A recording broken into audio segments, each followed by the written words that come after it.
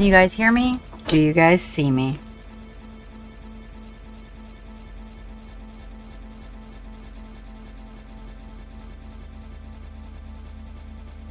No? Okay, hold on.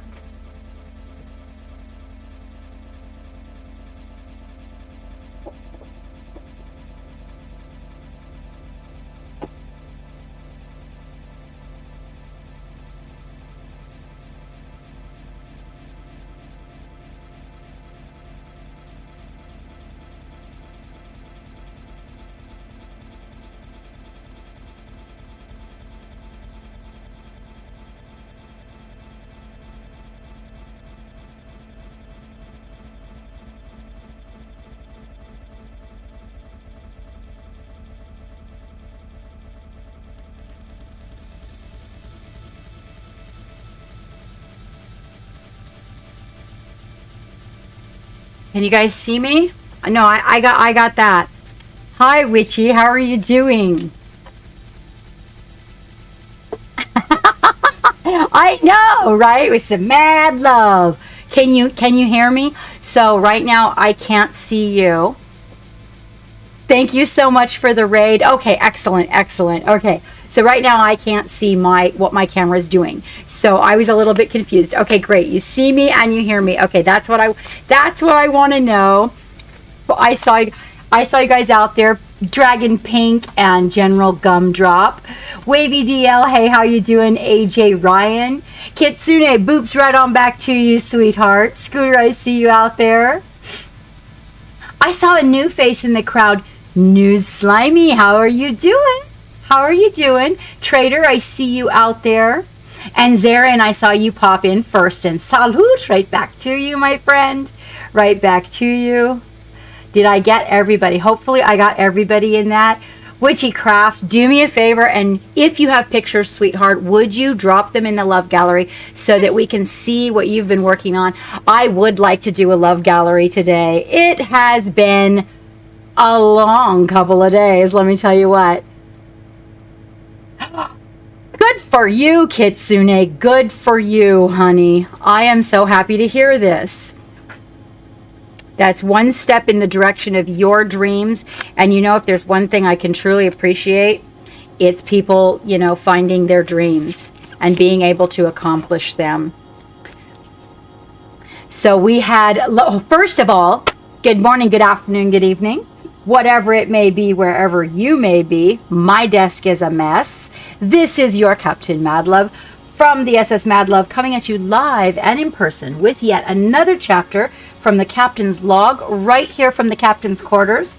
And one thing I do need to get is a roll of paper towels. And first and foremost, we're going to talk about wet palette paper right from the get-go. Before it gets crazy in here, I need some input, so hang tight.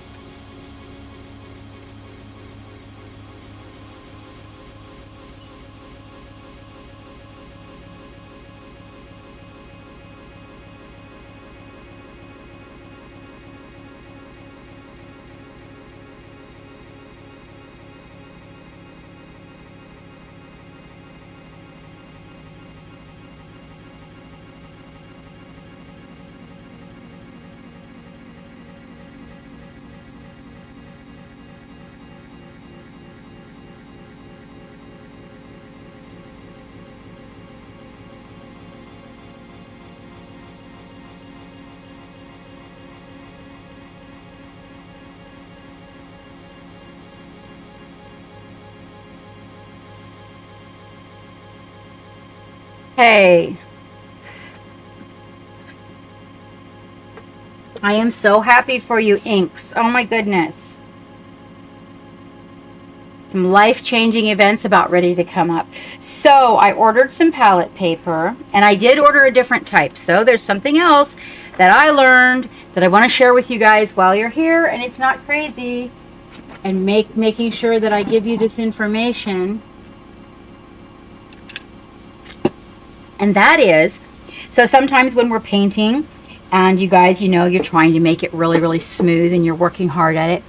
Oh, that would be the, sorry guys, Stream Love Gallery. There's two big kissies right in front of it, Witchy. Two big kissies.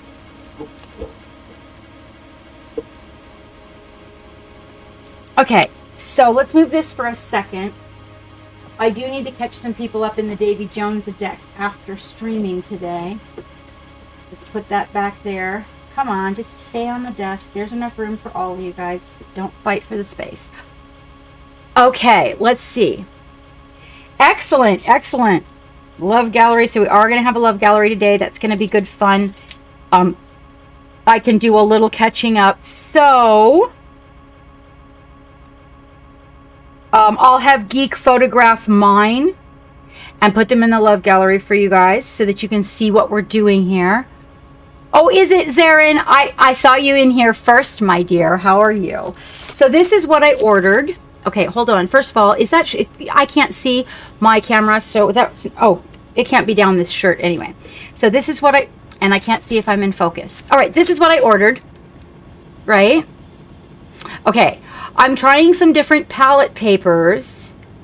Doing some palette papers. Now, what I need you to do is in the Discord, there is a channel. You can shout it out in the chat directly to me. That's awesome. But I would like you to go to the Discord because we need to elaborate on wet palette paper.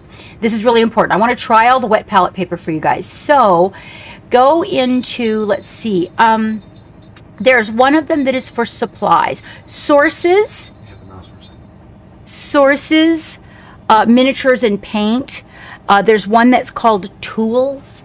If you guys could pop into the tools channel, all right, and whatever wet palette paper you use, I'd like you to put down which brand you're using, and then I'd like you to make commentary about it for me. Okay? Like, you know, what you like about it, what you don't like about it, and let me know. And that includes just if you're using regular parchment paper, what you like about it. Okay, I understand it's cheap, but I mean, besides it being cheap, what you like about it.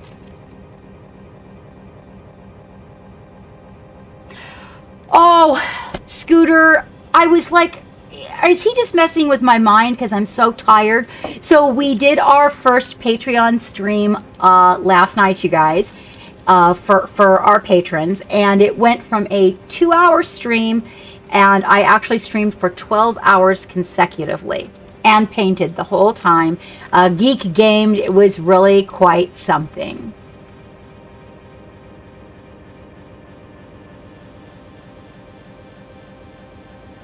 Ooh. Yeah, okay. Well, you know what? If you want a commentary about that witchy craft, then make sure to go into tools and put that brand in there and say that. You missed it. Okay. So, Zarin, I'd like you to go into tools and let me know what type of wet palette paper you use and what you like about it. Now, I know a lot of people use parchment paper and it's cheap. And that's okay, but if you put parchment paper in there, I would like you to tell me what it is you actually like about it besides the fact that it's cheap. So be like, I use parchment paper. I like it. Well, besides the fact that it is cheap, okay, as in it's inexpensive. That's a better word. Cheap sounds bad. Inexpensive. These are the things I like about it, okay? And so I want to hear these commentaries. I'm going to try all the wet palette papers. That's it. I'm on a thing. I'm going to try them all. Because, oh, Zarin, it's okay. Don't even worry about it. I don't know what your membership is, your subscription. I'd have to look it up. But what I can tell you is we have 2 coming in March. I'm so sorry you missed it. It was a good time. We spent the whole evening. Good evening, Ishan. Shark in a Box. Hi. Welcome. Welcome. So I almost ordered that one. Wavy, please put it in tools because you know I want to discuss it, but I really need you guys to pop into the tools and put it in there for me. And if you have a link, bless you, that's the best. I'm going to try every single one because here's what I found out. The palette paper that I was using, so, and I don't like to knock brands, companies' names, but I've been using Red Grass palette paper for a pretty respectable length of time. Now, before that, I used parchment paper. Now, the thing I hate about parchment paper is that the sides dry out, and it curls up like a nest on me. Before I'm done with my stream, one whole side of it will be drying up and peeling off the sponge, and I hate it. I've tried putting weights, and if I put the weights on the corner, it just lifts in the middle. So it doesn't matter what I do with it, it just does that. So that's my struggle with parchment paper. Otherwise, parchment paper seems to be a good strong choice. Now, I've been using the red grass, and the thing I loved about the red grass is that it lays down on the palette sponge and it never curls on the edges. It keeps the paint a really good consistency overnight, better than parchment paper. However, no, we have 2 coming in March, Zarin. We have 2 coming in March. Are you a Twitch equivalent, my dear? If you're, we have 2 coming in March, because I missed one in I think January. I think we missed one in January, so we're doubling up in March. So keep your eyes peeled. If you've got a Twitch equivalent subscription, we're having 2 hangouts in the month of 2 round tables in the month of March. Yes. Okay. If you have a Twitch transfer and you've subscribed to our Patreon, we have 2 round tables that month. And then, of course, anybody that has some of the higher tiers, some of those are eligible for a big multi-person tutor session that we will also be having. Okay. Right. So, Trader, we did have, that's another thing. We're doing 2 in March, Trader. We did have a problem. Dave was out there and he tried to get in, and we ran for 12 hours, but for some reason, for some people, they were having technical issues. Trader, when Geek comes to his desk, please let him know what your problem was, because we need to iron that out. So that in case we get on and we're just going to be there for a couple of hours and we decide, what the heck, we're going to make a night out of it. Oh my gosh, I went to bed at 3 a.m. Then you can get in and join us. You did, Wavy, we were up around the clock. Okay, I'll tell you what. Geek and I will plan to do another around the clock in March, because we had technical issues. So we will do it for everybody who missed it, 3rd Saturday of the month. Was the 3rd Saturday of the month. We will do another one, and we will just do a game and paint around the clock for you guys, because some people there were a few people that could have made it because it was into the night and would have gladly, but they couldn't get in because of the link.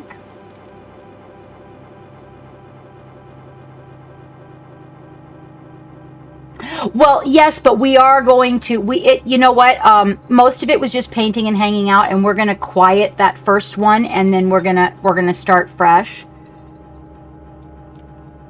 Yeah, see, so there was some people that were going to try to make it, and that technical thing really did kind of mess it up. Hi, Juju. Hi.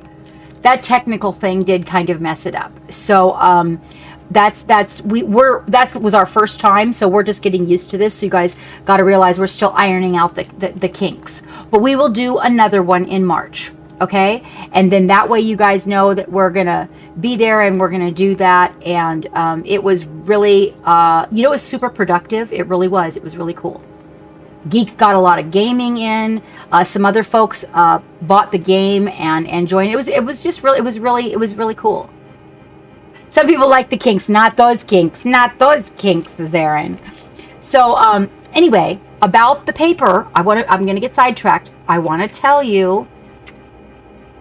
So I've been looking for these little fibers, almost like a cellulose. You know what a cellulose fiber, a little cellulose fiber looks like, right? So I've been looking for where in the studio. Am I wearing something that has it? Is it the dust? What is the deal? This one particular, and the reason I was looking for that one particular one is because it's the same thing. Now, I first wanted to blame the paper towels that I use to dry the brush off on, okay? But what happened was I was using some parchment paper and I didn't have any of it. So yesterday, while working on Bingo's back, I noticed these fibers again, and they came from the palette paper that I was using, which at that time was the red grass. Now, I realize, but think about this now, a lot of people do this. You know, you mix your paint with your brush. Now, one thing I don't do with red grass is use the butt of my paintbrush because it rips right through the paper, okay? But a lot of us, you know, you're mixing the paint and you'll go like that to mix the colors, right? You're dragging. So doing on the palette paper broke it down, and it caused the little fibers from the paper. You can't even... Hammy. What is she doing? I'm gonna make a fucking nest out of a filter. Hammy's lost her mind a little bit. Did she get chicken? Yep. Okay. Hammy's lost her mind a little bit over here. She's having one of her older dog moments right now. And was everything successful when you went out? Okay. Wait a minute. What's wet? Hold on, you guys. I have to check something.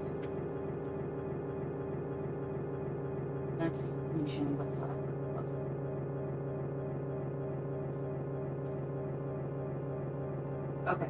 The good news is it's okay. It's cookie. Get her cookies in her bed and she's slobbered. Okay. Everything's fine. Your booty is fine. You've gone out to go potty. You've had your chicken. Medication. You're done. Okay. Party over. Yeah, Wayne. Dinner will be in about an hour and a half. Sorry. She's got a little bit pushy. So anyway, you're doing the thing with the brush on your palette paper, right? And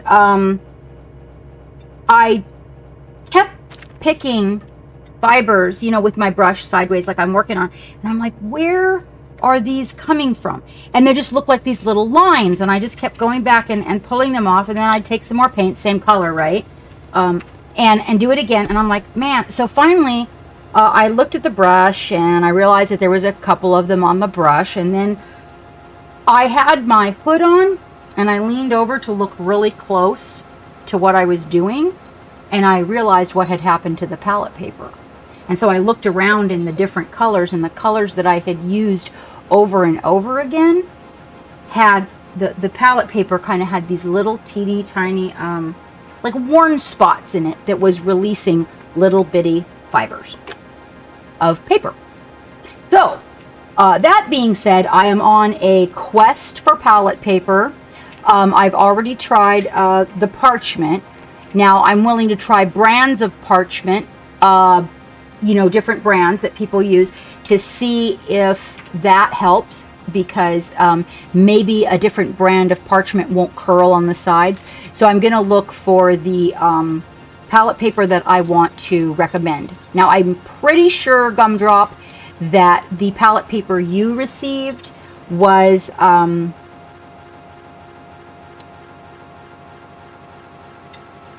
Army Painter.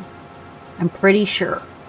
And so just so that I don't have to, I mean, if it works out, it works out, but maybe you could send me some photographs of it, and I'm going to check out all the different palette papers. At this point, this is where I'm at with this, because I want to find the one that holds the paint the best and doesn't allow fibers, because none of us want those fibers, like the whole cleaning brush routine that I gave you guys.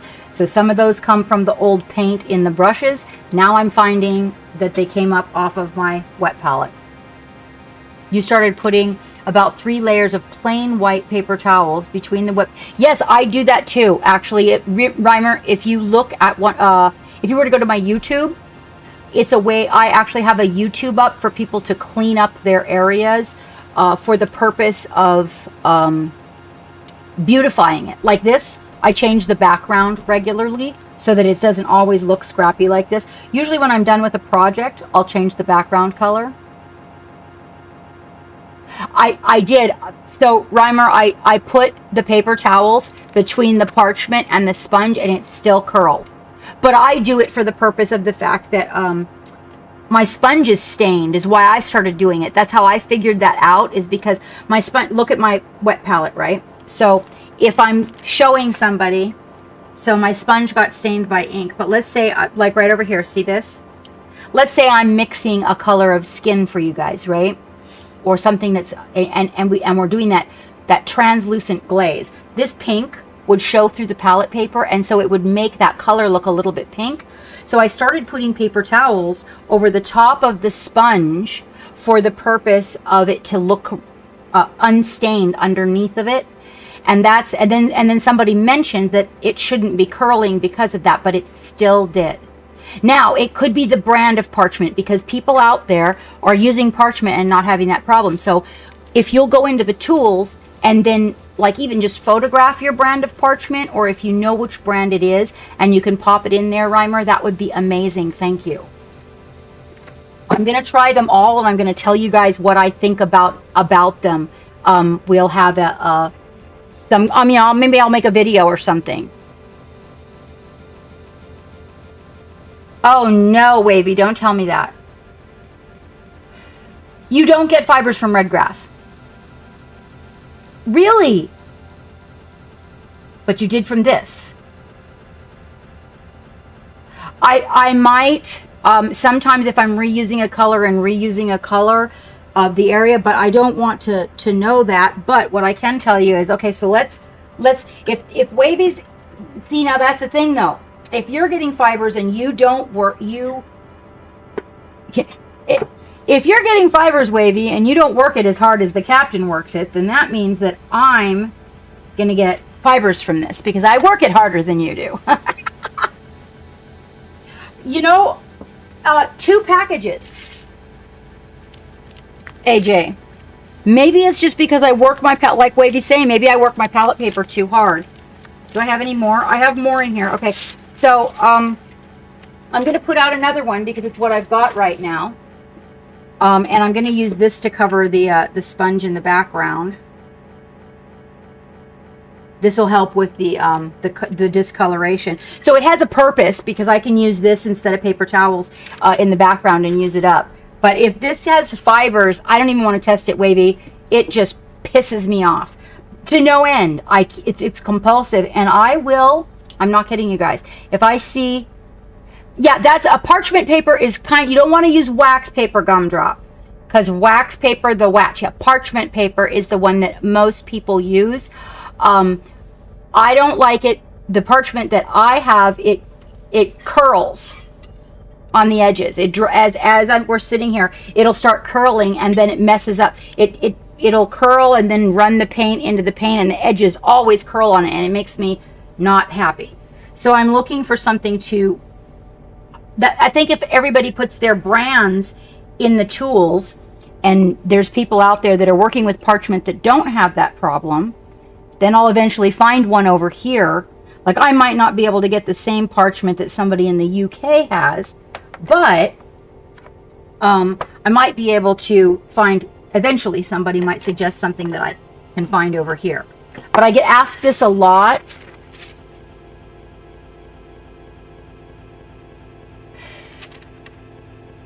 So I keep my palette dry as well. Dry. Oh, that's right. Compared to, I don't like what the paint does. I tried that the other day, and I don't know how people work with that, Wavy. I have, it's like when the paint is all bleeding around the edges. Yeah, and when you put your paint on the paper, doesn't it like bleed all around the edges? And then it creeps into each other. My paints always creep up on each other. That's why I keep mine a little bit drier. But there was somebody else in here telling me they keep theirs, like theirs is floating too. Really? Okay, wait. Let me show you. Let's just remove this because it's helping with the excess water. I'm going to do this. I can't, because this is... Because somebody else said, yeah, there's practically, their paper's practically floating. So, hang on. So we're going to put the paper in here, practically floating.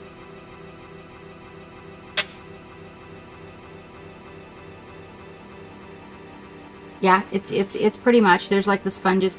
And this is like a lot of people told me, I mean, some people even use the side of the wet palette, for the extra water to mix. They were telling me, okay, hang on. Now, my metallics, I don't have a problem with my metallics in this, okay? But so we're gonna do some. We're gonna mess up my palette now, but I'm gonna use some of the colors that I'm using. Geek, can I get? Are you in the middle of something? I'm working on I'll Patreon stuff. What do you need? Now, I wanted to put my guy in the love gallery, but it's cool. Okay, we'll just focus on this. Okay, so here's a Vallejo.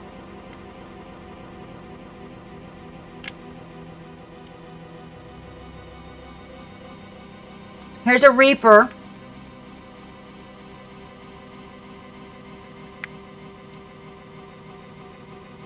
Reaper takes longer. Let me see, what other colors are we using? We're using white. Pro Krill.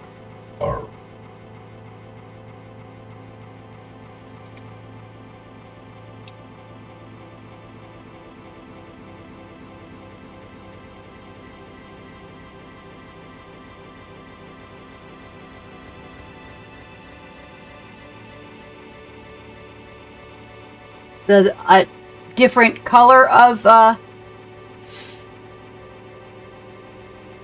AJ, I'm so sorry. Did you take them back to the breeder? This is a different color of Vallejo, which is a different consistency than the first one.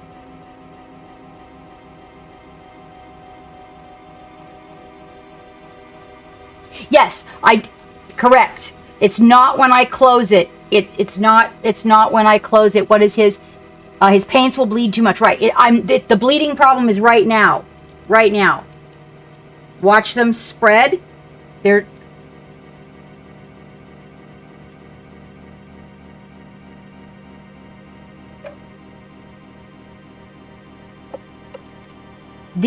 colors that are browns that are made by Vallejo, they take the longest, but eventually. I'm actually kind of glad of that, AJ. Not that the puppy's sick, but that before it came to you, it developed the problem, because it's just, oh my gosh, it's heartbreaking. Hello, Turbo.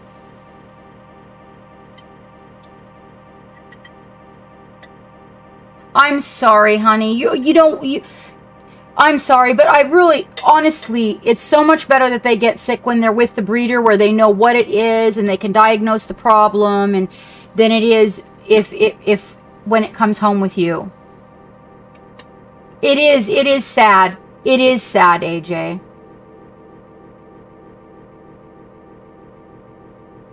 Yes, that's why I'm having everybody put that in here. Okay, so this is what I want to know now, Wavy. So I've put it on here. Now, Turbo, you're saying that you pick up the excess water after you, so it does float. I keep mine, I don't like when the edges where the desk tips back a little bit, kind of the paper settles into like a puddle. So I always drain it off. But what I don't want is fibers, and this is what happens to mine. You can see that they are, and of course ink is definitely just going to go everywhere. If I put a clear on there, that'll do it too. So the clear colors, yeah, like I can put a clear. Here's a clear purple. I can see it a lot better than you can. That's a Reaper clear.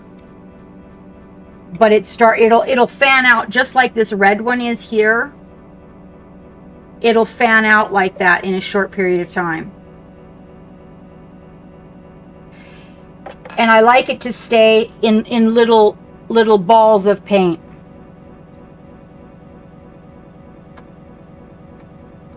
Right. Okay. So let's just take a look at that for a second, Turbo. See, that's my thought. That's what Wavy's saying. Wavy, it doesn't let me do it. It says no.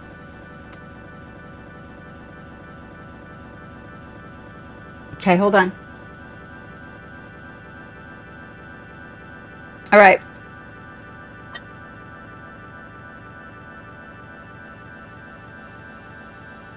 Okay. So let's try Turbo's trick, where we're going to dry the top of it, because normally I lay mine down and I take the excess moisture. I saw yours, Wavy.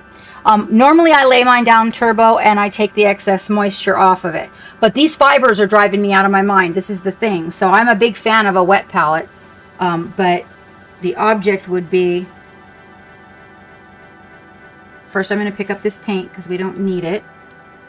And it's going to end up all over my sponge and things are going to get weird.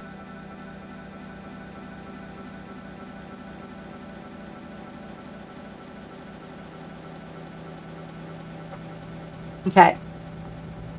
Now, normally what I do, first of all, I don't have it floating. I'll drain all the excess off, and then I bring a paper towel in. And I've actually shown people this when I, start my desk. When we had the old studio, I used to prep my my wet palette. But I'm wondering about this. Like I said, this was my favorite paper until I traced these fibers to it. Okay, so normally this is what it'll look like. Okay, around the edges there'll be a little bit more moisture, like right around the edges.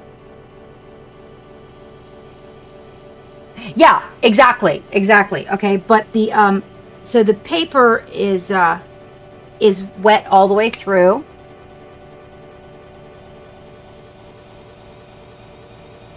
Let's see. You put the paper on last, Dragon Pink, so you weren't here. So first the sponge goes down, and then you put the paper down. Or you can do Turbo's trick where you squeeze the bottle on the side. That takes too long for me. I like to just dump it out of the gallon jug and have it be over with. So this has fibers, but what this is going to do, because it's nice and wet,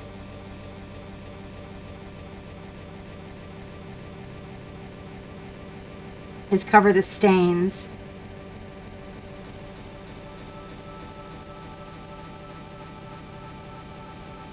Unless the paper is stained. Haha, haha.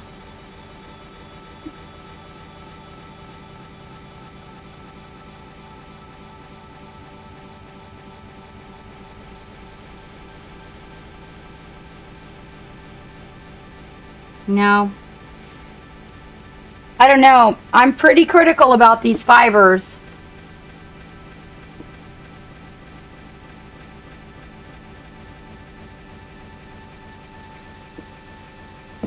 And you use parchment.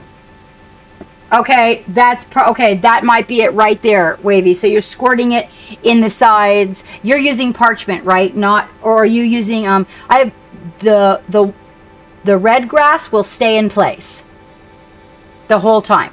I don't have a problem with red grass. Okay, I don't have a problem with red grass lifting on the edges. Only parchment. Yes, and then right. Okay. There we go, Turbo. So can you please put that in the tools for me, Turbo? Because Kirkland was the brand I was using. Okay, and if your brand does not curl on the edges, if you will please put that in the tools in our Discord for me. I'm going to try all these different things, and then I'm going to find out. Yes, things are, well, before things get weird in here. Because they always get weird in here, right? So I was going to work on Bingo and Ilther today for a little bit, and go through the whole. Yeah. So AJ, I'm looking. I was looking at that as well. In other words, if I can find a parchment that I can recommend to people, that's a good deal. Then we'll go with that. But I don't know.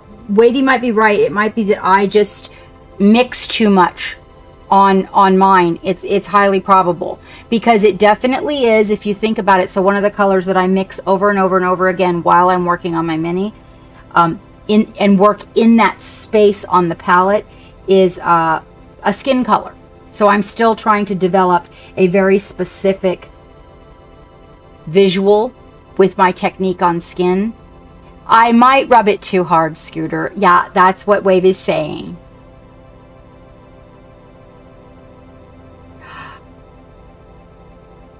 Oh, okay. That's a thought too, Wavy. There's something, AJ, is that why we might move over to Reynolds. Yeah, the Kirkland was the one that I was using, but I can just use it for kitchen.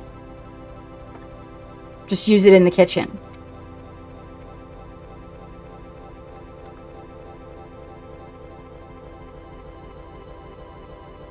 Yeah. So, well, yeah, I know, and I try to be really gentle with my brushes, but I'm telling you, I was just flipping on those fibers. I was like, what? Paper towels and a sponge. And Dragon Pink, you need to put pennies. Look over here at my my wet palette. I'm going to peel this back here. Put like 4 pennies underneath of your sponge in the wet palette. My wet palette used to smell all the time when we had the studio in the last house, and Dave's Mini Art came in and says, hey Captain, put some pennies under your sponge and your wet palette will never stink again. Because of my hypersensory, any weird smells disturb my sense of being, and so I put the pennies underneath of there, and I can go, I don't know, 5-6 days, sometimes over a week before I squeeze out the sponge and it has not smelled. And the paper towels work. Wait, and so the parchment hasn't, okay, it's got to be the brand then. It's got to be the brand. Yeah, that's probably true too, Wavy, is that, like, I mean, I did ask about that when I was taking a lesson, and he said that as long as I'm treating my brushes nicely, and even then if I want to treat my brushes like shit, it's my business, but really the main thing is, like, don't whip your paint, you know, like, put big piles of it beside each other like that. Just don't do that, because it adds bubbles to it. But other than that, the mixing the paint was a question that came up, and he said everybody does it a little bit different, but when I found out that that's where, I mean, these fibers are almost exactly the same size that are on her. And so, but maybe it does have to do with, like, the amount of water or the amount of mixing that I'm doing in one location. Hello, Acid. How are you, mate? You don't have the issue with the curling. Interesting. Okay. Well, maybe it has to do with adding the extra water like Wavy's talking about. Oh, Wavy, really? You ass. So that might be it. It might be like Wavy says that he's putting water in his every so often. Turbo, are you putting water in yours every so often? Yeah, okay, Dragon Pink. I'm going to definitely have to get some Reynolds. I will put that on the next grocery order. Yeah, I know, right? We were up late last night, mate. We were up late last night. But... yeah, okay. Let's see. All over, yeah, Sam does a lot of mixing all over the palette. See, that's the thing. But I just don't know what to think about it. Or maybe the concept, maybe because I wasn't adding enough water, and I was, doing a long paint session, and I didn't keep adding water. Perhaps the paper dried out a little bit, and that caused it to. Okay, see, Turbo says he adds water regularly.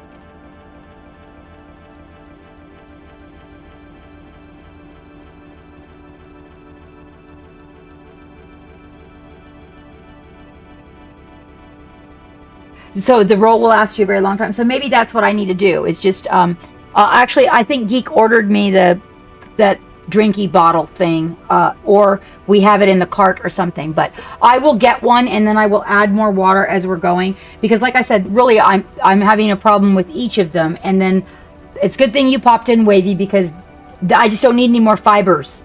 No, I'm done with fibers for right now. That was just kicking my ass. I was so happy when I found out about the cleaning the brushes every 3 years. Okay. Right, no, and neither do I. I will either go from side to side or pull the bristles. Usually if I'm mixing, let's look at the palette over here, right? It's like that, and then pull. And then like that if I'm mixing, and then pull. And because I don't like my brushes to be like all roughed up, and ugly brushes don't even get to, like the ugly brushes that mix paint, even them, they have really loose heads on them. True. Hi, Drax. Welcome, welcome.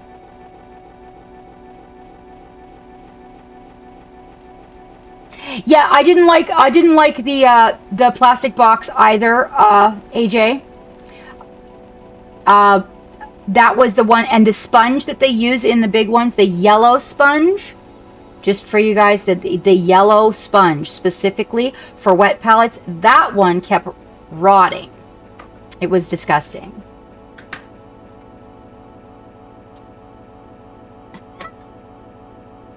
Ah, you're so much help, Wavy. I'm so glad you could make it today. You just have no idea. All right.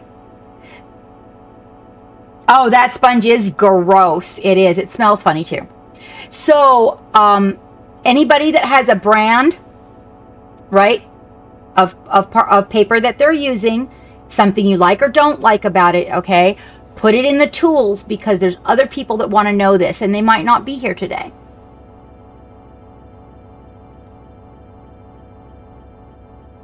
Yeah, I think pretty sure that that's the same with General Gumdrops, is the one by Army Painter, and I was thinking about trying their palette paper too.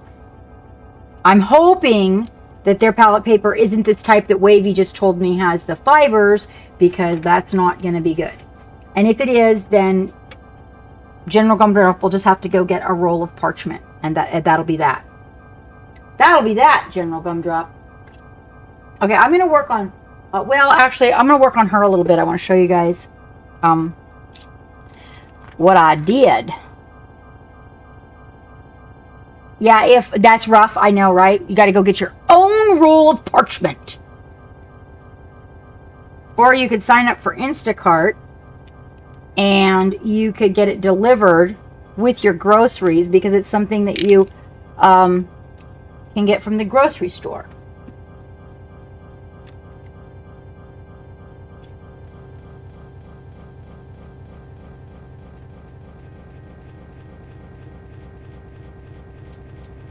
You know, one of the first things I used Dragon Pink was a makeup container.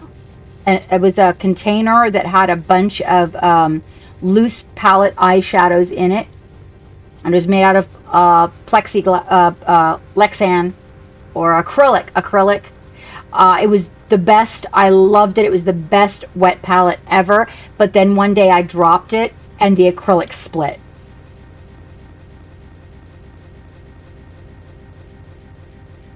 Yeah, well, it probably would, but you could line it with cellophane if it's what you need to do for right now, Dragon Pink.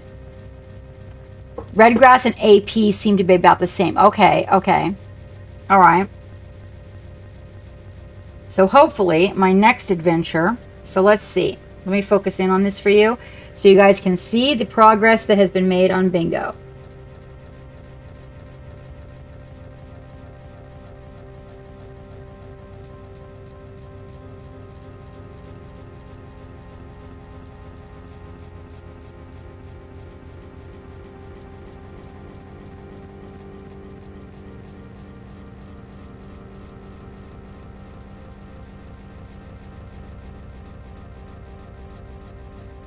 This is my favorite part.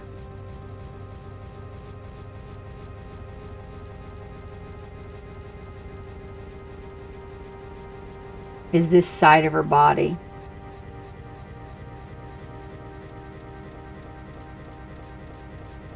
I cut the eye off of this side of her mask.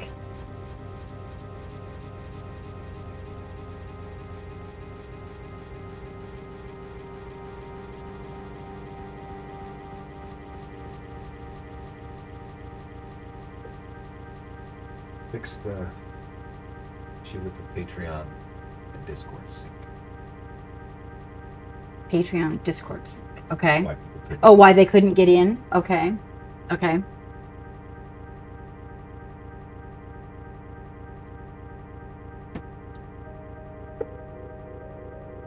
Oh, she's a long shot from where we want her to be, but what I was going to try to do here, and it's going to be really hard to actually do this on camera because she's so tiny, so I think, you know, Uther's a little bit better, but what I'm going to try to do is I'm going to try to paint her eye.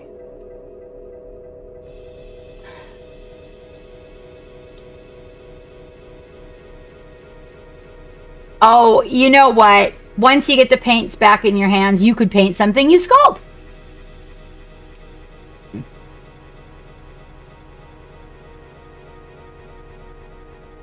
All right, so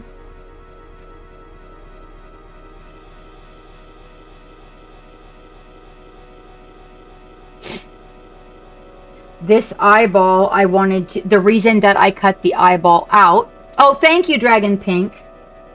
We need that viewing on the YouTubes, you guys. Is because I wanted to make this eye cyber eye because she had some cyber things going on, and so I cut the eyeball out, and I'm going to put like a slit cyber eye in that hole that she has there. So the colors we are going to need today. We're working on her metallic mask, and her metallic mask is a base of shadowed steel.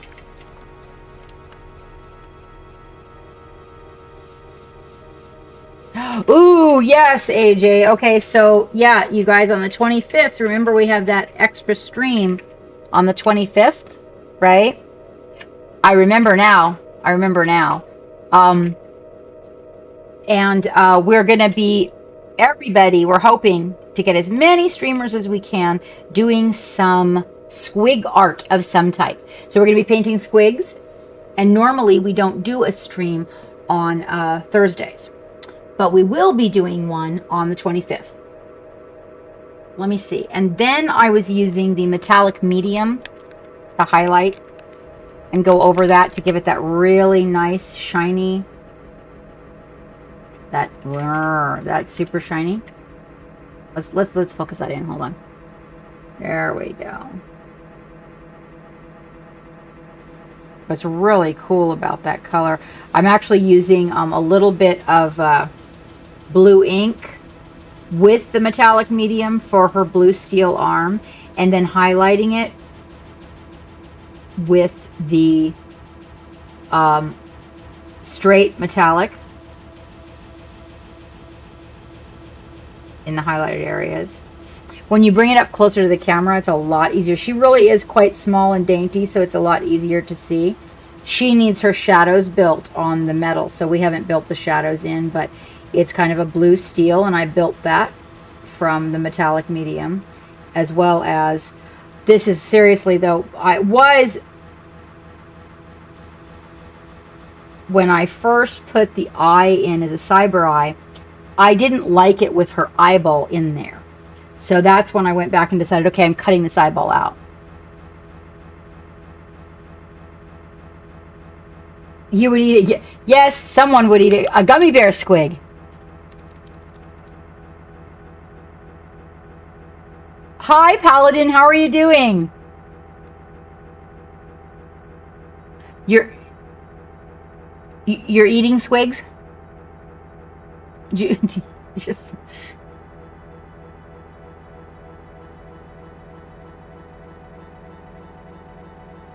Oh yeah, it's gonna be fun.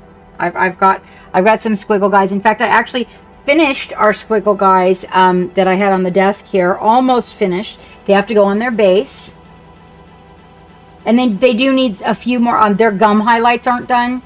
There's a couple of teeth but I got their mushrooms done, and it made such a huge difference. I was like, wow, what a difference that makes. There's a little tree frog squigs. I made them this little base. A little mossy base. To put them on together. Because they're going to be on it together. I totally should have. You know what? If somebody made that mold, I'd be all over that. Maybe when we get the molding supplies set up, I'll have Geek make me a squig mold. That would be awesome. Chocolate squigs. Mmm.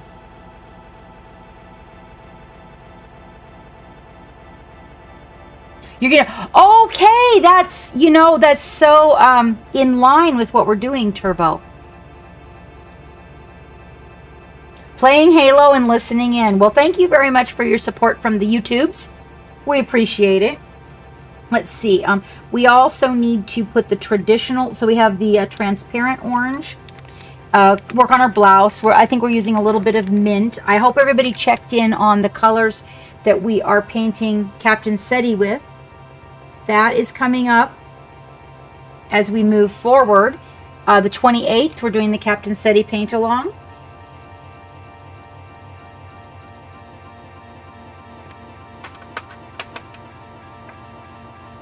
And her Cyber Eye had a transparent yellow and a little bit of vermilion ink. Chocolate squigs and roses, I know. Actually, I have a lady, you know, that one in the UK that's my online wifey. And I'm going to tell you something right now. If I sent her chocolate squigs, she would be beside herself. Seriously. She would love that. And then we have the regular orange on her blouse, which actually is like a really super bright, almost a warning orange.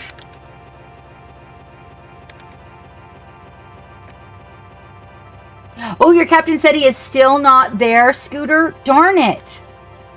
Have you checked the tracking?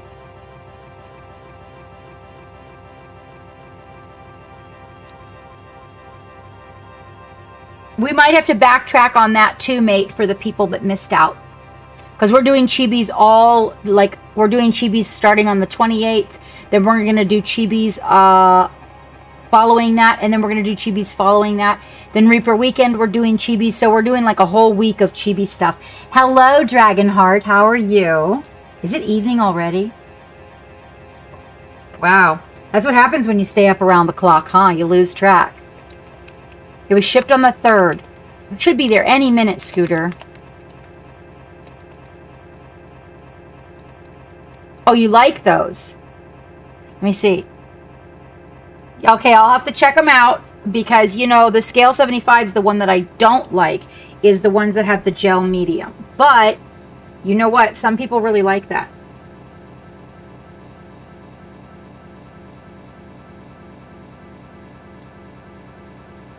All right, so let's see. And the mint green. And of course her skin colors. I don't know. I'm feeling almost like her skin. I'm gonna leave her skin alone and then try painting everything around it because I'm not really my relationship with skin. Hold on. She just got gum on her back.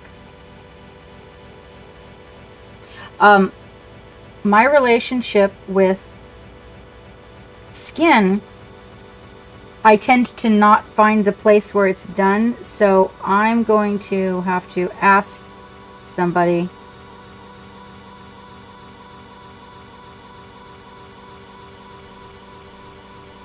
I'm being very gentle, don't stress.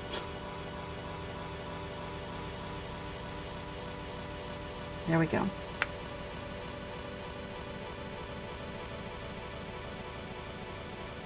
I like to stick to my gloves.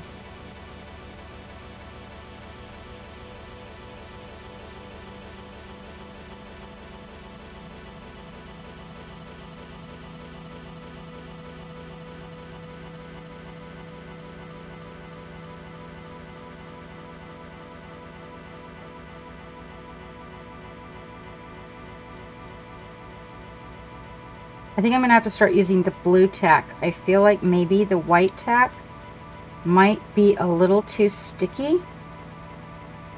I prefer it for walls because it doesn't stain.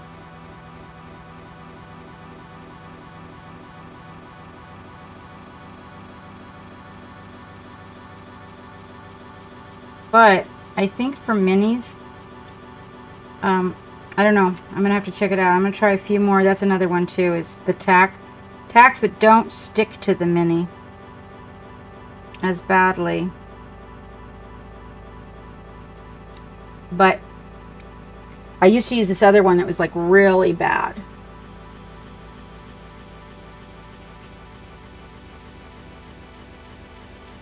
Ooh, hi guys! Yum! Papa John's for dinner. Well, it's been a minute since I've had a Papa John's, you guys. We used to have one right down the road from us in Washington.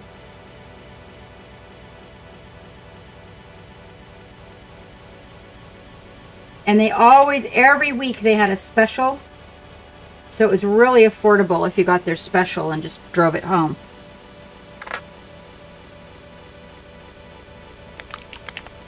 Hello, Dextrous. How you doing?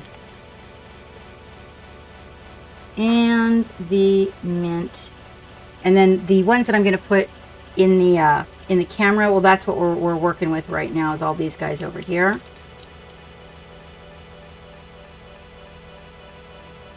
Although that block there, it kind of crowds my desk a little, but that gives you guys the color. So there we go. Hold on. There we go. Sorry, I don't mean to make you seasick.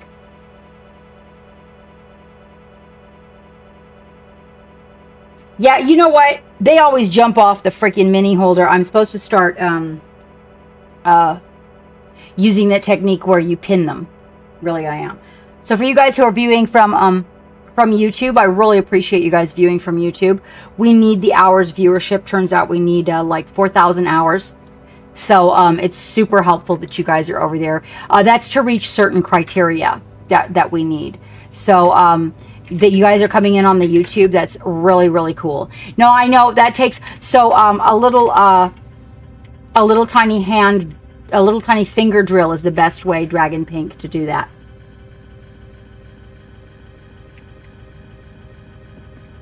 Oh, this hair is like amazing today. Wouldn't even cooperate with me. Okay.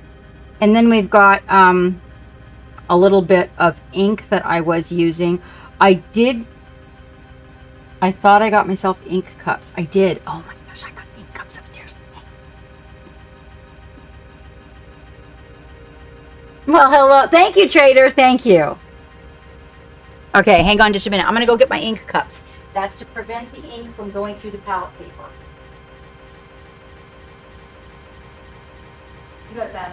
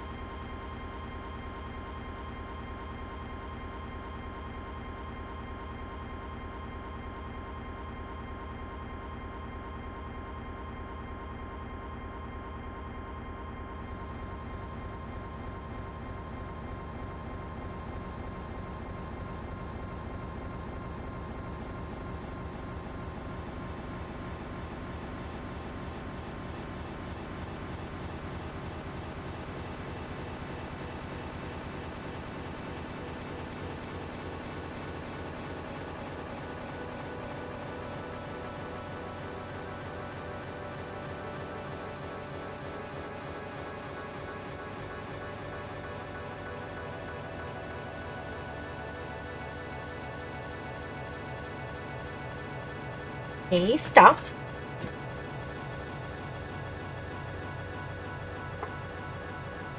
I am getting some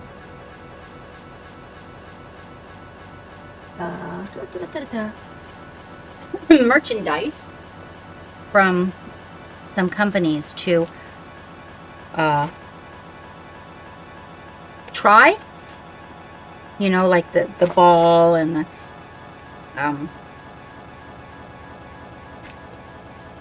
well, there's a number of things. There was bottles that I got recently. And these are the little ones. So this is these are all the sizes even.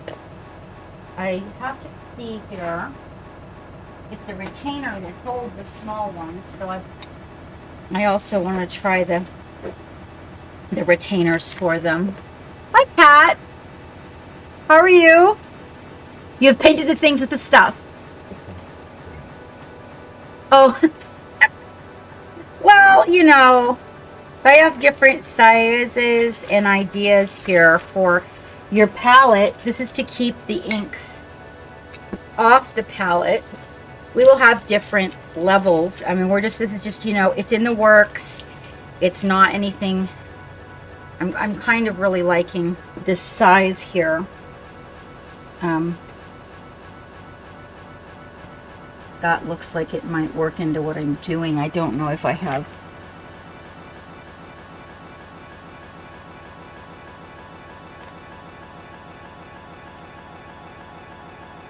All right, let me see.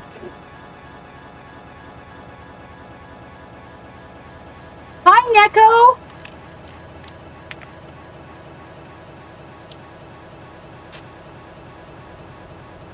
Let me see here. I have to, yeah. Okay, so this seems like it would work. I kind of like this one. I should have thought about this before I laid the palette out with the paint. So I'm trying some different ideas here. But so this came from the inks. A lot of the inks will go through the paper and into the sponge, and I didn't like that idea. And so I don't like the inconsistency in the I don't like the inconsistency in the manufacturing on this, because the holes. Well, that's weird. Okay, hold on. So that one's not going to be a go. I don't particularly care for the round one. I think it takes up too much space. We'll try the oval one. That one has a lot of inconsistencies. It's no good. Well, oh my gosh, hello, sweetheart. How are you? How are you? This is a little bit weird, but it doesn't have to go on your paint palette. I mean, it could go, like, you know, there or whatever. It doesn't have to go on the paint palette. My concept was that it did. How are you doing? How is your project coming?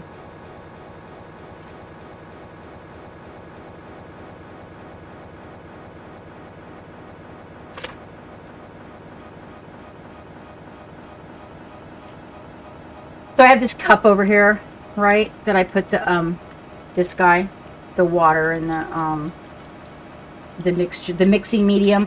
I put the mixing medium on the paint palette, and then the mixing medium ends up leaking over into my stuff. So I wanted to have the different sizes so I could put my mixing medium in some of them, my inks in other ones that I don't require a whole lot of, and varnish if necessary, so that I don't have to put it out on my palette. And then I use these containers all the time like this, and they have to be washed all the time and whatnot. And I thought, okay, well, maybe in the sense of, you know, doing a class or something like that, it's going to be easier for me to do it this way. So they hold all these little guys off my palette and keep the stuff from soaking through the paper, make a place for my varnish and my my mixture of mixing medium and everything. And I just liked that idea a whole lot better. I'm doing pretty good, Feathered Phoenix. I'm doing pretty good. We had our first Patreon last night, and was supposed to be a 2-hour paint jam, and we ended up painting and gaming around the clock. So I did a 12-hour stream last night. You're not talking to it at the moment. Oh yeah, the roll. Do you have the foot that rolls the hem for you? It's still a bit. Chiffon and satin, that satin that unravels all the time. Oh, thank you. We're getting there, Neko. We're getting there. Thank you very much. I appreciate the compliments, my dear. The hair was not cooperative. I was just like, I finally gave up on the hair. Okay, you're still not talking. Yeah, no, I get it. I'm telling you, spandex, chiffon, and freaking that creepy satin. Thank you so much for the follow. The follow alert guy isn't working, Geek. Oh, really? You might want to check that name, Geek.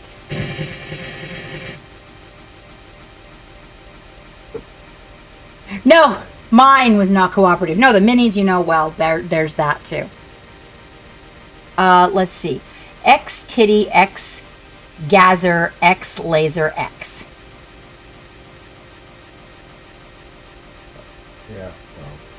Oh, well. I haven't said anything, so. All right. Well, no, I kind of meant like just keep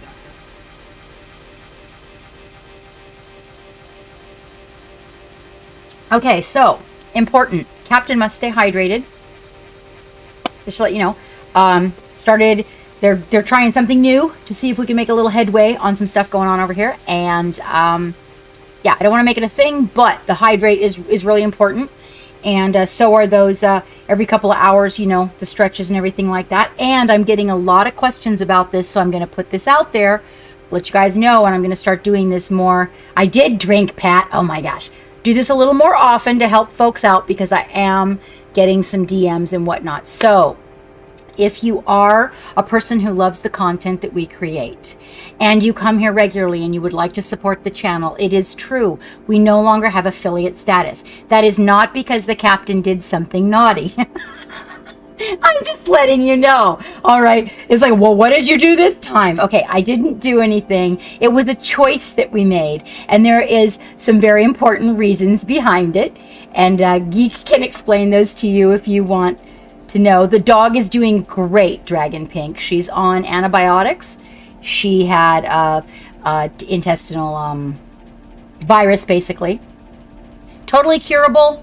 And basically what it was is that we just didn't nip it in the bud the first time, and so it came back. And then by the time that she ate that pork rind with the habanero on it, it completely messed her up. Right? Okay, I don't know what to tell you, Pat. It's not it's not because I was naughty, okay? It's not. Okay. Totally. It's because we made the decision to dissolve our affiliate status for other reasons. So if you were a person who used to have a subscription here and you choose to support the channel, you just go over to the Patreon, and we have a subscription on our Patreon that is what's called the Twitch equivalent, I think is what it's called. And you guys will then be welcomed into when we have our sub-only giveaways, when we have our sub-only streams, etc. So just to let you know, I was not a bad captain and got my license yanked. Somebody asked me, well, did you get your license taken away? I'm like, what license? Your Twitch license. You're not an affiliate anymore. Thank you very much for the follow. Okay, yes, Puppers. Puppers is doing so much better. She's a good little doggle. All right, so I am going to work on this cyber eye, and one of the things I had to do is put some ink out. So that's where this little guy comes in handy, is that I don't have to worry about it. Is not just because I did, right? That's because I'm too sexy and I did something naughty.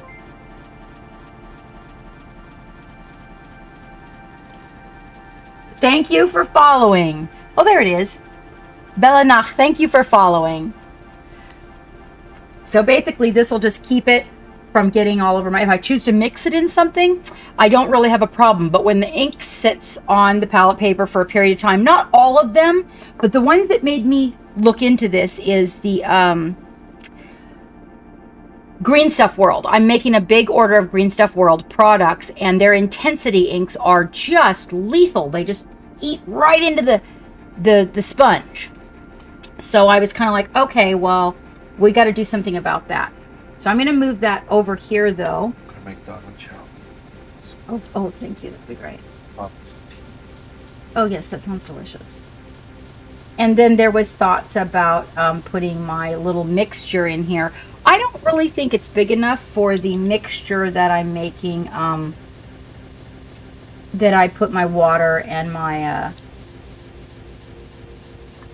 paint retarder in all honesty. And I'm almost out. I got to open another one. Yep, that's about the last of that guy. Let me see how much that is.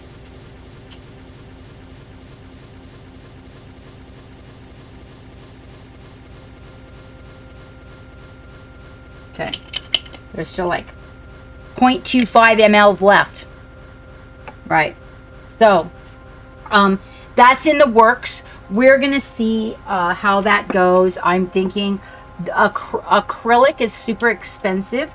So my thinking on it is probably to create a mold, which Geek's been looking into. And then we don't want to do the injecting, but if we have the design made and then we have someone, you know, do injections, you know, the resin, it might be a little less expensive than the acrylic. We're still kind of in the phases of just checking it out. Rage quit. You're rage quitting? I'm not a real streamer anymore. That's right. Now, somebody was like, oh, you don't have your license. And I'm like, what license? And they're like, you're affiliate. And I'm like, okay. So, but that's just so that you guys know that I was not a bad captain and got fired from Twitch. We made the decision to make that change, and now you go to Patreon to support us, and that's how that works.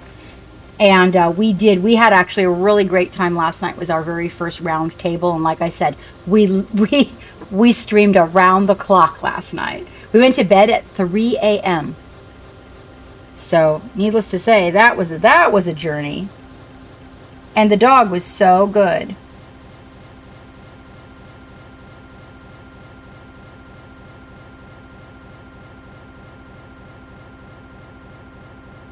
Okay. Go with the black paints.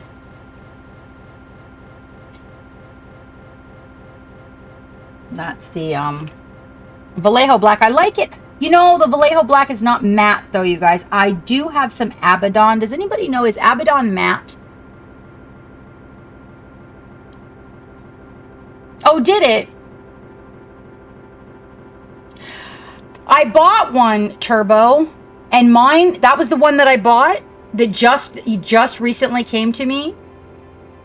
Yeah, and I have to order a new one. I do.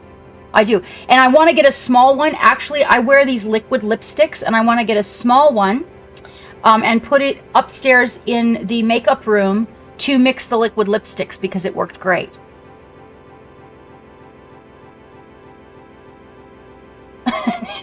Exactly, Gray Paladin. Exactly. I'm so naughty, they can no longer have 50% of your subscription. If you're going to subscribe to me, then by golly, I'm going to do something with that improves things around here. All right, Zarin, thank you so much for popping in. Thank you so much for popping in.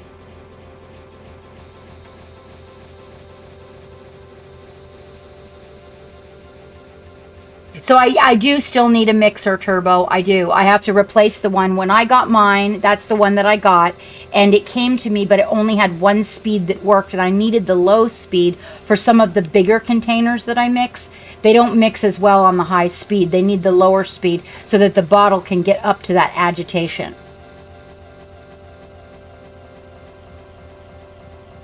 All right. Let's give that a little mix. Let's get the... We're gonna... I was gonna check that Abaddon. I'm pretty sure... Abaddon... This one looks like it's been opened, that's for sure. Yeah. Let's not get Abaddon black all over everything. That'd be... Oh. We haven't opened them for a minute.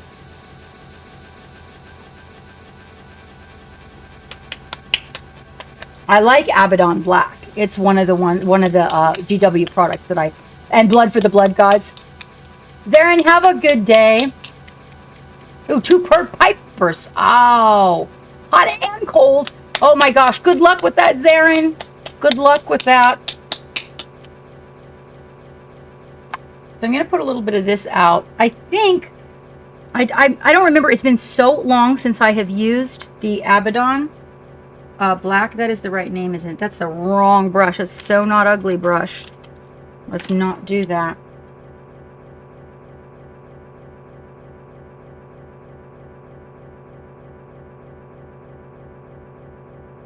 Yeah, I don't remember if it dries flat or not. I just remember it was really black.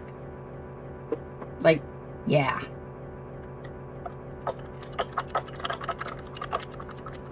Hello, Paul John. Welcome back, mate. Welcome back.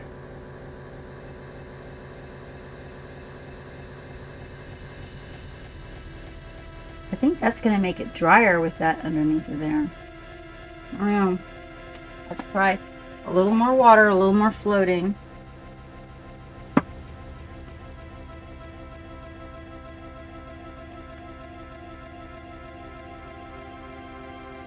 Adventures in Wet Powder.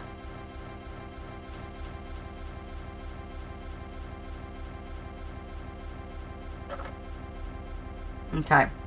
I do think that kind of palette paper underneath of it may block the discoloration, but it may also actually add to the dryness. Your punk box yesterday, some fun stuff in there.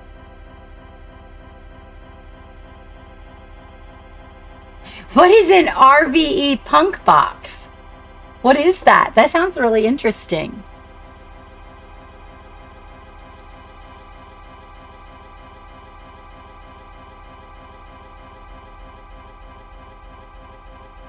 Oh, and by the way, thank you so much, Scooter, for marking the love gallery for me. All right. So coming in here on her eye, you know, it's super tedious, the eye. So I want to show you.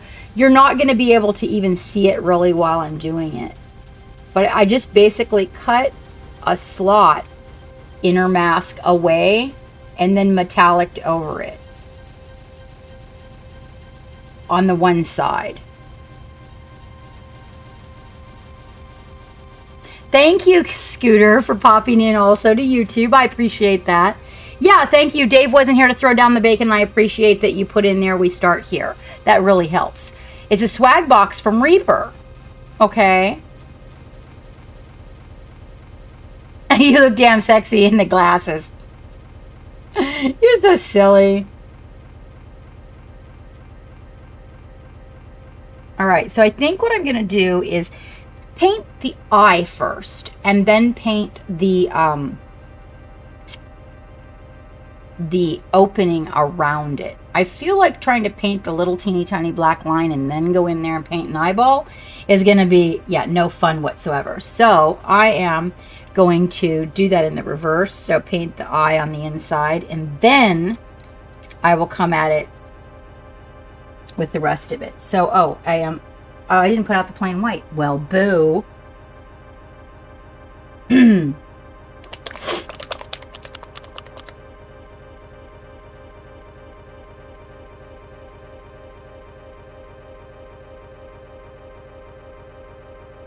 So when I'm doing something that's glowing, that is one of those moments when I am definitely using the whitest white that you can get your hands on. I do need also to change lenses here, you guys, because we're doing the camera thing. So these are the really heavy duty close-ups. Let's change the lens out.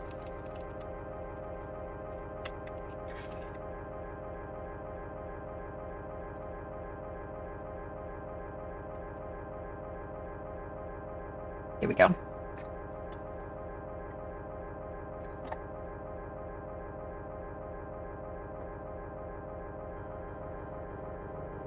And that way you can see and I can see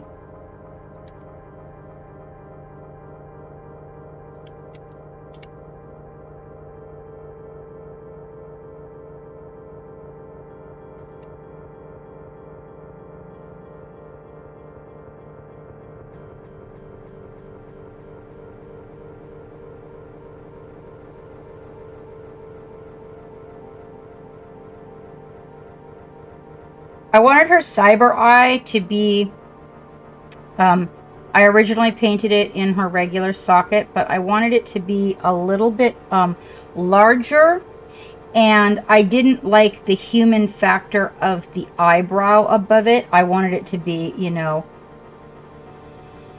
all metally around it, and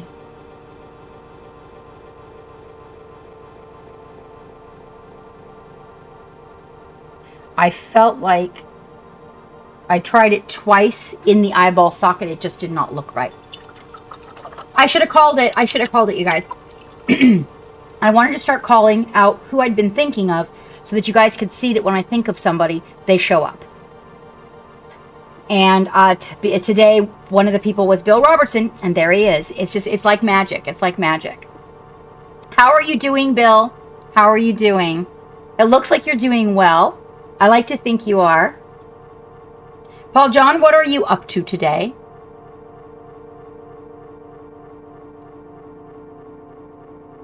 I got a chibi class in that virtual expo, Wavy. We're going to be doing chibis on the 28th.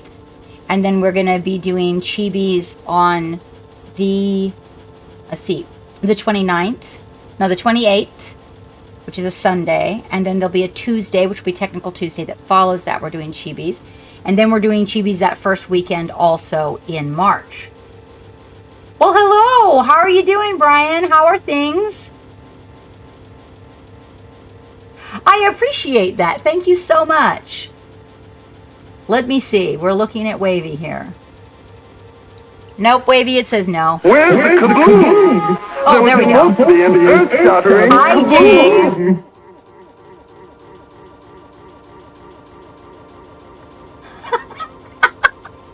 You are priceless, Wavy. You are priceless. Those are so cool. Those come in the box. I would get the box just for those. Oh, you're having a day off? Yes, very nice. Oh, we all need some days off. Oh, yeah. Hi, Dragonheart. Thank you. Thank you for the viewership hours.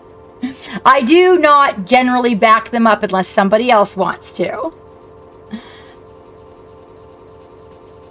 How you doing, Dave? How you doing?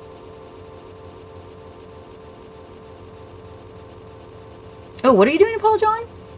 Salt shipping. Oh, I saw that. I saw that. Throw it up in the love gallery. I saw that. I did. I didn't make any commentary, but when I picked up my phone and it turned on, one of the first things it'll bring up is like the last thing that is alerting me about on the Instagram, and I saw your boxes. Like it was like they glow in the dark. Wait, did I get that right? Did I get that right? All right, backing up. I'm back. I'm telling you what, it's been so when you're doing this and making the back glow, I like to make a couple 2-3 layers of paint. I'm not thinning it at all. I'm just making the eyeball area. And if you're really lucky, right, and you get the paint on top of the paint and you layer it kind of quickly before it's 100% dry, it'll crack in the middle. It makes the coolest little cyber eye. Oh, yes. Dave's waiting for his Monster Mayhem minis to arrive, right? I know that. So, you know what, Dave? We might be doing a recap, just to let you know, on these guys. So I have another one of these, and I was talking to Geek about ordering me another one of these, because there's more than just you out there that didn't get to do the paint along. So I was going to reach out to Monument and talk to them about that.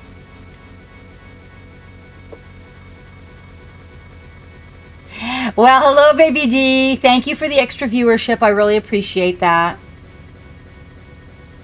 I really do. Hi, Iffy. How you doing? We're creating a cyber eye right now.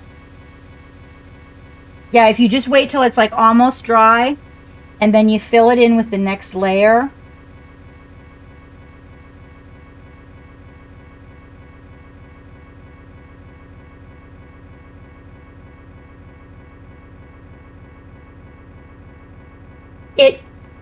At that 50% dry point, it causes the paint that's underneath it's trying to dry, and so oftentimes you'll get a crack. When you go to fill that in with the colors, I love the way that little tiny recess looks in the eyeball. You don't always get it, but when you do, you'll be like, oh yeah, that is cool.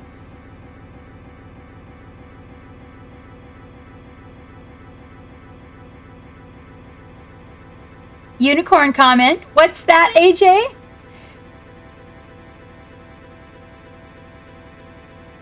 That's cool. That's totally cool, Bill. Don't even worry about it. Sometimes it takes days before we get around to responding to each other with all the crazy going on. My visor is not in your way, is it, guys? Oh, we're almost there. Now, one thing you can do to keep it from cracking, if you didn't want it to, is add a little bit of PVA.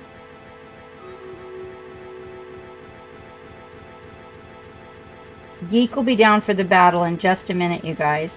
So you can add a little bit of PVA to it, and that gives it more flexibility. So as you fill the eye, oftentimes that won't crack. Okay, great, perfect. Okay, so that's what I'm aiming for, Dragonheart, is that we don't cover it. Some people haven't been able to make these streams, and so I've been getting like a lot of question. And I was telling everybody we're putting them up on YouTube for them so that they can see the progress as we move along. So now we're going to come in here and we're going to work a little bit on her. We're going to let that eye set for a minute, because hopefully, if we're really, really lucky, it's going to do the little crack thing. And in the meantime, I'm going to come in here and I'm going to get some of the base colors redeveloped. While painting the skin, I did, some of these materials got a little bit of a paint over, and it's totally cool. Got a little skin tone, a little shadow on it, and I try to tell people not to stress that, because you're going to have to come back and paint over and fix it all.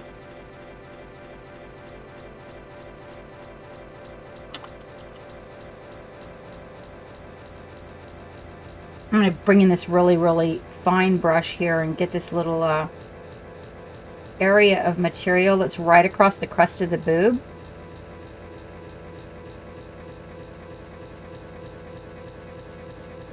Because it really looks weird when you put your shadow in there.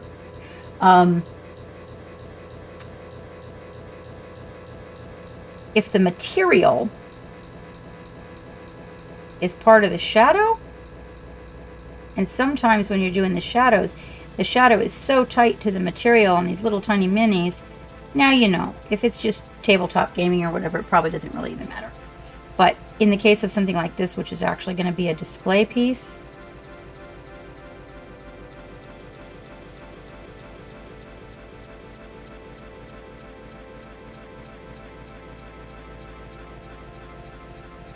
so I have a question. Does anybody know if Mini Monster Mayhem created damn it. If Mini Monster Mayhem created both of these? Whew, caught it just in time. Just in time. If you can catch it before the paint dries. Did he design both Bingo and Ilther, or did he only design Ilther?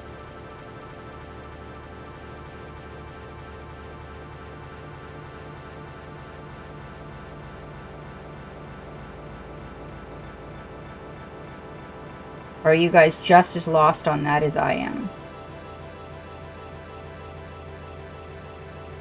Dave might know.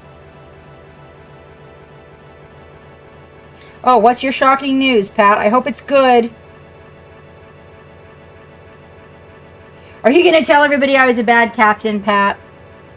And that I got my license revoked?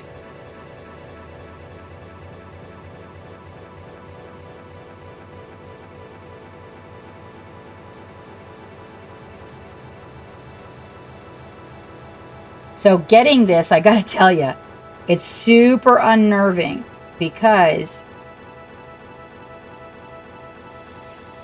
you are so close to that tiny fine little shadow on her breast, and if you get this on it, then it's gonna end up looking like her clothes are glued to her boob.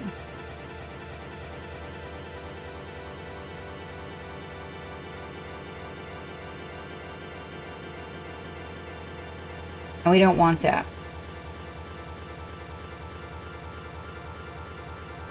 Boom.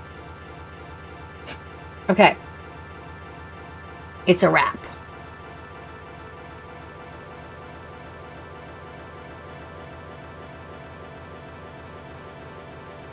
It's always the way they intend to be.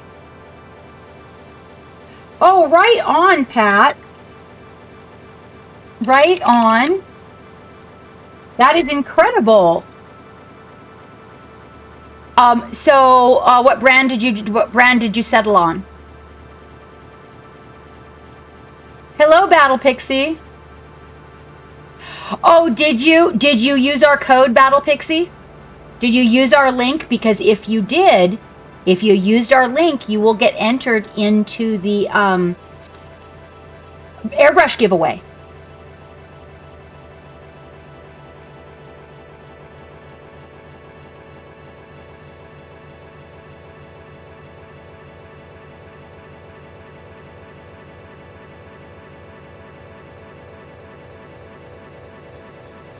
Is anybody getting any background noise?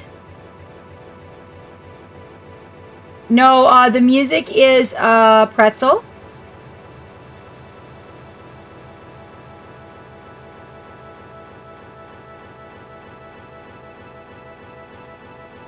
Oh, well, okay. Maybe you weren't in here when we were making the announcement. That's cool, though. At least you got her. We were just talking about possibly doing a recap. You didn't really get to settle. Gifted you $50 voucher for Reaper, so you paid for $1 for the whole set, okay? And you got the starter sets of the master paints. Oh, right on. Right on. Oh, so wait, so you paid for one whole set and part of the second. Sorry. Oh, dyslexic. Oh, dyslexic. Yes, I got it, Pat. I got it. Sometimes I have to read things a couple times. The music is in a loop. Okay. Okay. I will let Geek know he's upstairs getting dog chow and the vitamins and everything like that. It's cool. Geek will fix it. It's a technical thing. All right, now we're going to come in here. One of the things we're going to do is we're going to make a little wash with our really bright orange that she's wearing. Here he comes. Yeah, they said there's like a ringing in the background. And so we kind of, this wash is not, I mean, this glaze is not going to be as thin as it is sometimes, but you're going to be able to like see through it. That's what's really important. So we put this blouse on her with just the intention of blocking in some colors. And I know you guys are going to be really excited to work on the metallic, so we're going to definitely do some metallic work today.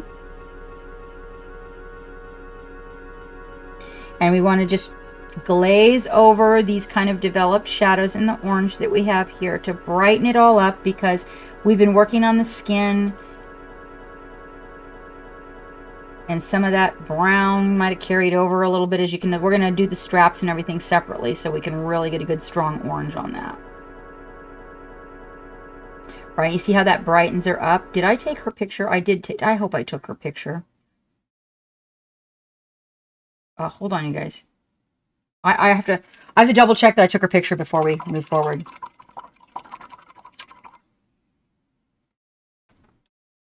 I'm pretty sure I shoved her in the booth because people were asking me if they were together. Like, is that her beau? So, just to let you know, Zinvaded got a hold of me. So he's still out there. And probably life just got sideways. Let me see. We would look in the camera here. And let's see what we got. Oh, no. Definitely not. Okay. Sorry, guys. She has not had her picture taken since we made these improvements, and this is really important. I'm keeping track of my skin progress. You know, Pat, I find that the craft colors are sensational for terrain. Like when I'm going to make mud or textured paint or paint something large, I always turn to the craft paints.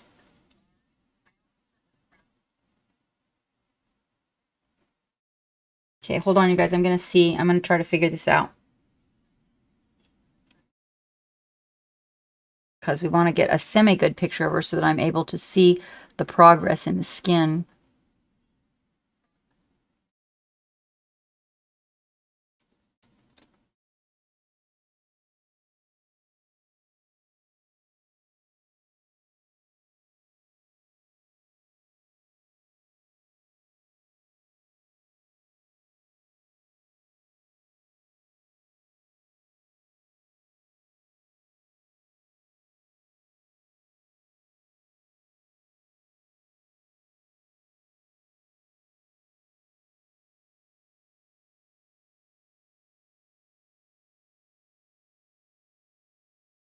And make sure they're,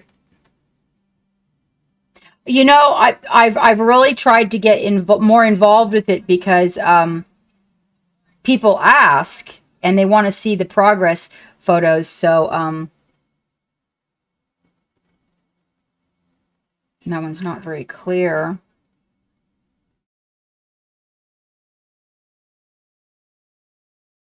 That one's nice and clear. That one's important that it's clear because of her arm.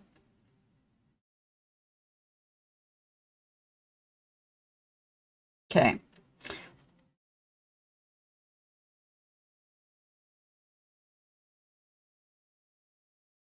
Come on, phone. Don't be a dick.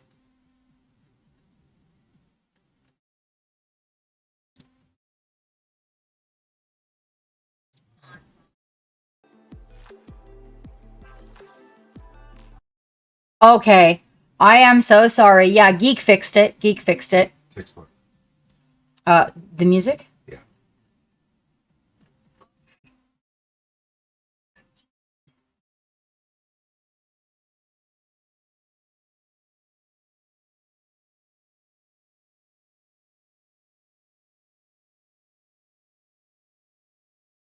Hmm. The other thing is, let me get to her back. Hey, hey, hey. Yeah. Okay. Now I'll have progress pictures. That'll make me feel better. I can't gauge my I can't gauge whether I'm getting better at something, you know, if I don't have the pictures. Said the dick.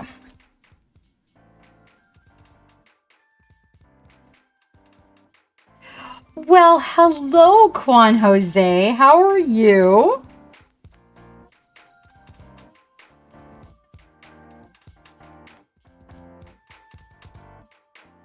Now, when I go in for this orange to do the back of her blouse, where we have all the strappy pieces, I am not going to glaze. We're going to use the paint at its full strength because it's going to need it up against all of the background. Wow, hello, Danny. Pretty darn good, Juan Jose. Pretty darn good. We've made a few changes around here.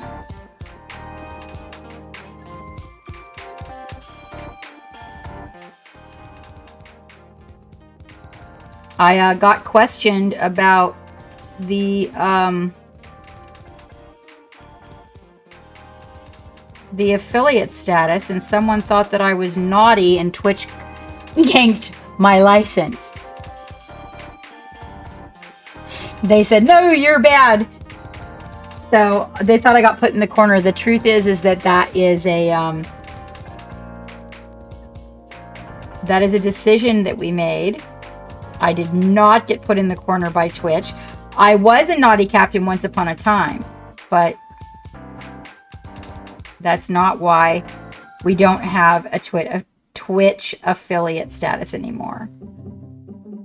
Just to let you know. So all of our subs are now on the Patreon.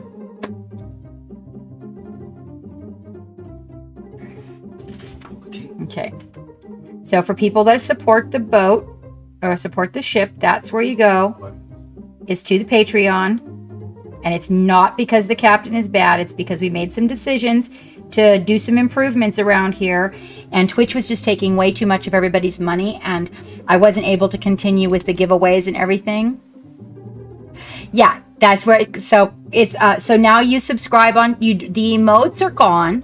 We're working on that. Okay, through YouTube, but you can support through the Patreon. That's how we do things now. And the Twitch equivalent then opens the doors for our sub-only streams and our sub-only giveaways and such. They will be in the Patreon. Just to let you know. So we, like a lot of people, I was like, what did you do now? I'm like, what do you mean, what did I do now? And they're like, you don't have a Twitch affiliate anymore. My card, it came back and told them that, the payment was denied.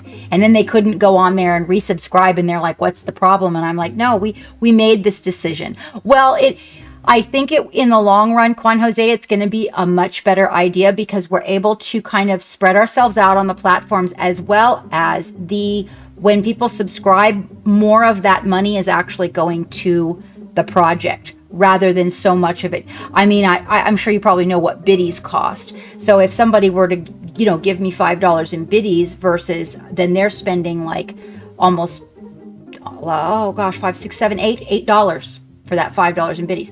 Whereas now the direct donations are still open. So Twitch still allows the direct donations and they don't charge a whole lot for that.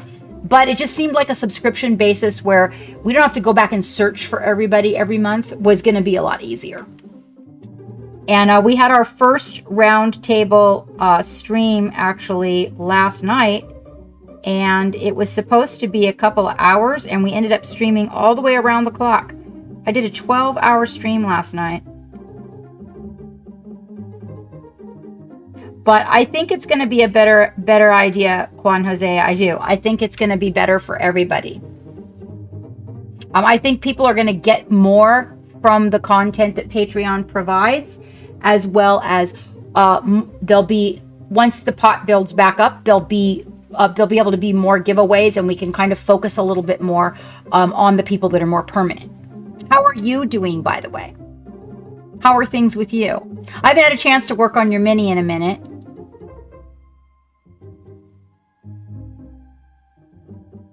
Oh, is there somebody being rude? That is one downside to all the platforms, Quan, is that we have a lot of trolls that like to jump in and get happy. But you know what? They keep the mods busy and the mods get to smack them around and it works out.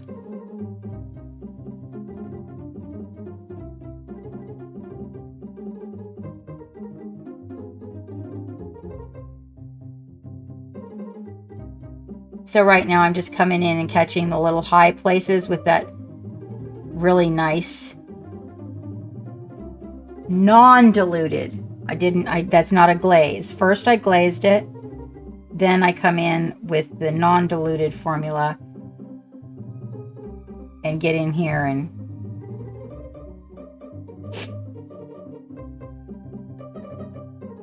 add some color right here along this green line. You want that to be clean, like a concise division between the fabrics. Otherwise, it's going to look like paint, like one blouse is oozing onto the other. We don't want oozing blouses. Oh, they got him. They already got him, Danny. Wavy's fast.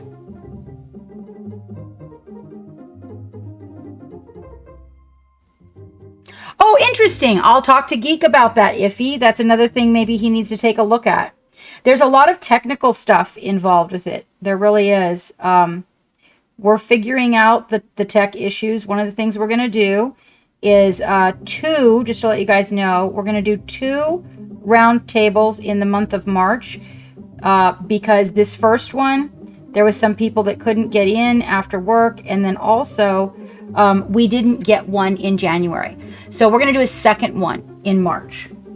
The one that we're doing in March is on the third Saturday. We are going to do around the clock on that one to make it up to people.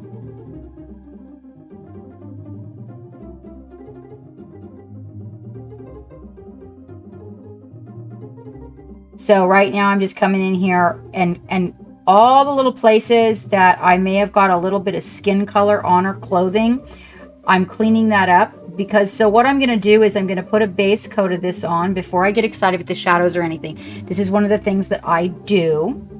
And then I'm going to take a look at how I feel about the skin. Like, can I let it go? Is it sufficient? Or, you know, does the skin need more work? And this way I will not have finished my fabric and made it perfect and then go, oh no, I got to fix the skin. So this gives me a sense of balance to my eye. You're too tired to be fast?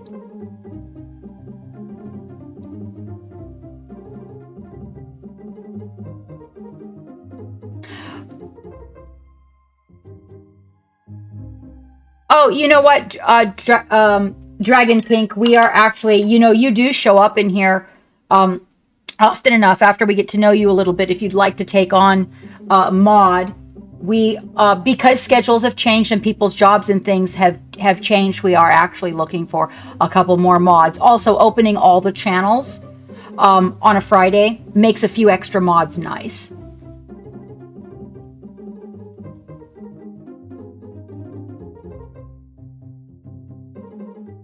No, it's totally cool. Yeah. How is your big birdie, by the way? Oh, hold on just a minute. Hold on just a minute. Jody. How's Jody? Give Jody kisses for me. Tell Jody the captain says she loves you. Kiss, kiss, kiss. Teach Jody to say, oh, captain, my captain.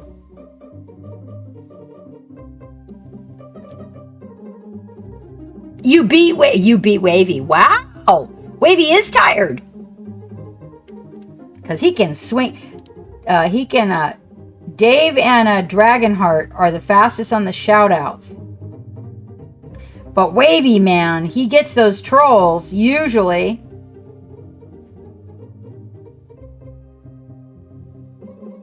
He usually notices them long. Well, your captain is slow, so I guess saying he notices them long before me really isn't doing much good, is it? That's like saying a turtle is faster than... I mean, that's like saying a turtle is slower than... oh my god. A rabbit is faster than a turtle.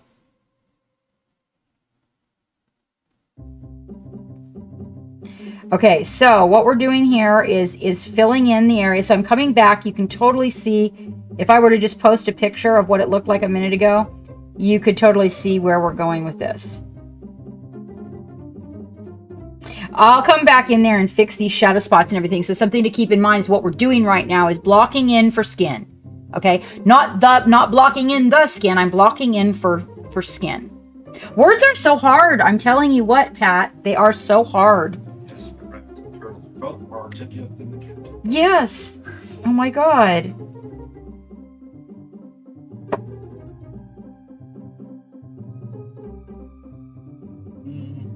And a technical thing, hold on, that Dragon Pink brought up. No, I have to have a cleaning day, and I also need to. Now here's something interesting I can tell you.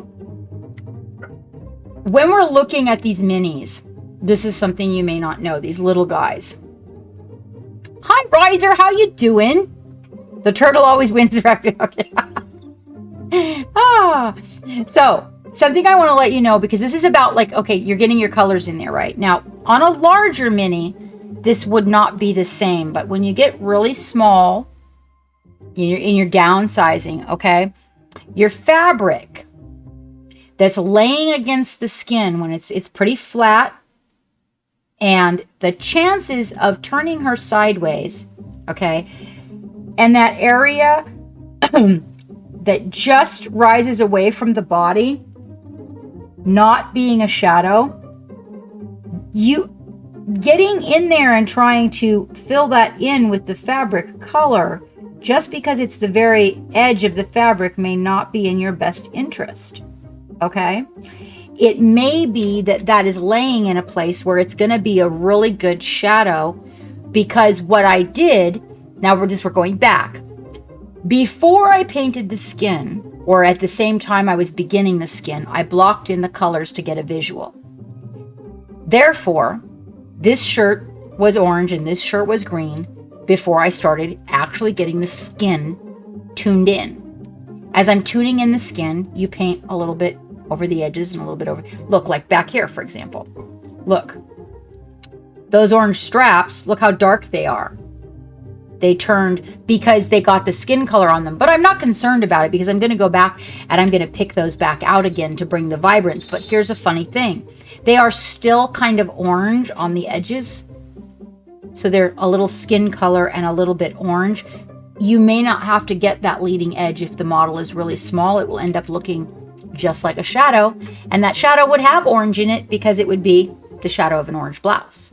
So it may be something you want, like instead of trying to get in there and get the very edge of that, and then you paint on the skin, and then you got to go back and try to fix the skin, and you do this whole back and forth thing that takes up so much of your time. Really assess whether or not you need to get that edge. Like how far away from the skin, like this round guy that's on her back, when I turn her sideways, it does kind of stand away from her body significantly. So getting a portion of the side of that would probably be a good idea. But like this little tiny strap that's on her back that's holding the little bralette on, that may not be necessary. So it's just something to think about. What I want to know is, how did she get, oh, that's sewn to the front of her blouse. Okay. But it's just something to think about so that you don't have to struggle with those teeny tiny little recesses, because the chances are you're probably going to end up getting the color on her skin, and that's just not going to feel good. Hello, Midnight Terror. You gonna give a like and well, thank you so much. We're gonna be working on a little true metallic metal here in a little bit. Right now we're blocking in some colors so that we can get a visual on whether or not this skin is looking the way that we want it to look. And it is really tedious.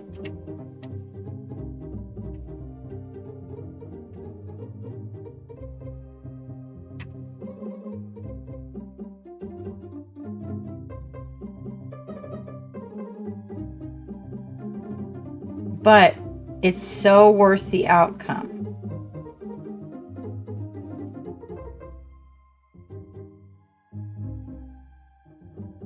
And I really do try, when I'm in an area, the paint dries pretty quickly. If I have the ability, without peeling the paint, to get the layers built up while I'm there in that perfect position for that little piece, I do. What is the mad panty? Oh, you guys are so bad.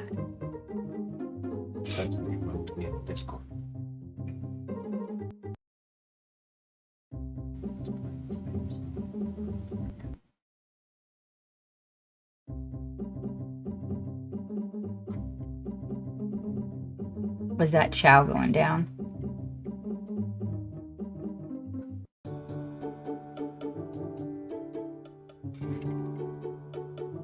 This is a double aught that I'm using. It is sable. Yes, I can help you with that. 100% Dragon Pink, 100%. There's several ways to approach it.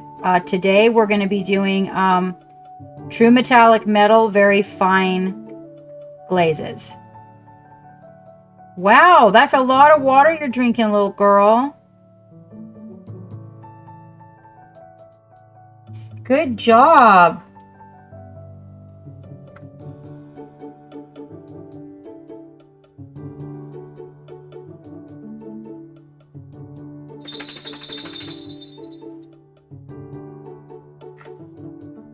Okay, so also one of the things that I try to do, so we're going to work on this mask a little bit, Dragon Pink, and then you're going to see how just to really thin them and glaze them. And, pardon me? I don't hear a buzzing.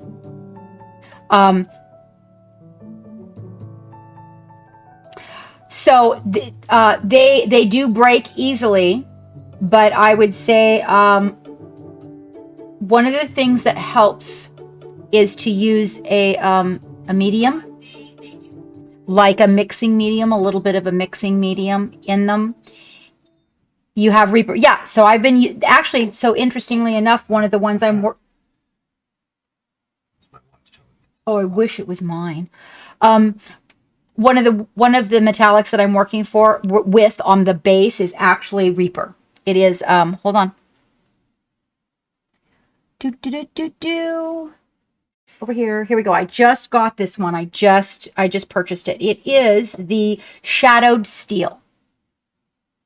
And so every metallic is a little bit different. Every brand is a little bit different. So like on the it's dependent on the carrier, and then also the amount of metallic in the given paint, and the size of the metallic particles, and what you are thinning it with. So it really, it can be a little bit confusing, but what I can say is distilled water helps. It already has a lot of particles in it. You don't need water with particles. And a little bit of what I use to kind of, you want to keep it cohesive. So metallic likes to get excited and all the pieces go everywhere, right? So you'll know it. When you look at it, you'll know. Like if you get a brand and say with this brand, you could put 1 drop of water and 1 drop of metallic and mix it and it's good, right? You could get another brand and put 1 drop of metallic and 1 drop of water and it could explode, or it could still be sticky. It really depends. But I use the, where did it go? I had it right, here we go. I use this, and it, you can actually get a lot of their stuff. Are you in the United States, Dragon Pink? I find that my metallics just kind of stay together a little bit better and lay down a little bit better if I have a little medium in the water.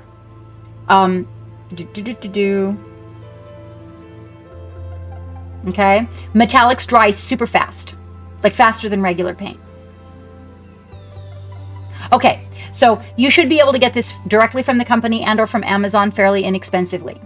All right, now there's about 1.5 tablespoons of water in this little thing. So let's just go with 2 tablespoons of water, okay?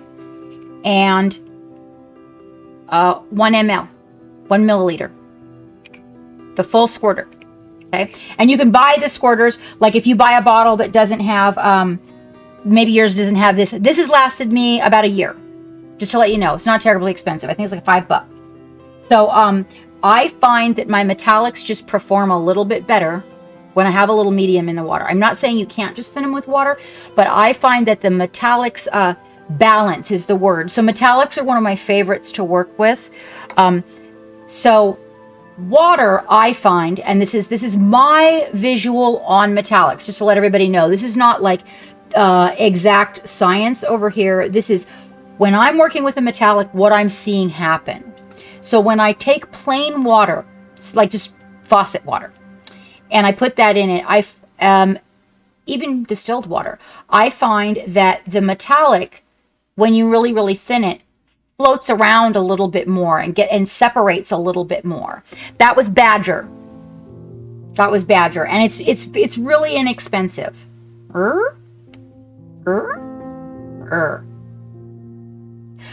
Let Geek give you our link, Dragon Pink, in case you go in there and you find some other stuff that you might like. We do have a very good relationship with them. In fact, we're doing a Badger giveaway here recently that is supplied by them. They are one of our sponsors, so if you would use our link, that lets them know that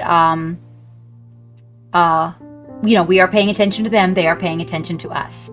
So if you use our link, and if you use the Captain Madlove code, I do believe, if I'm not mistaken, I think, is it Badger 10%? Looking at it right now. Geek is going to look it up for you, Dragon Pink, and make sure that you get the information, because they also have a really good primer that you might like.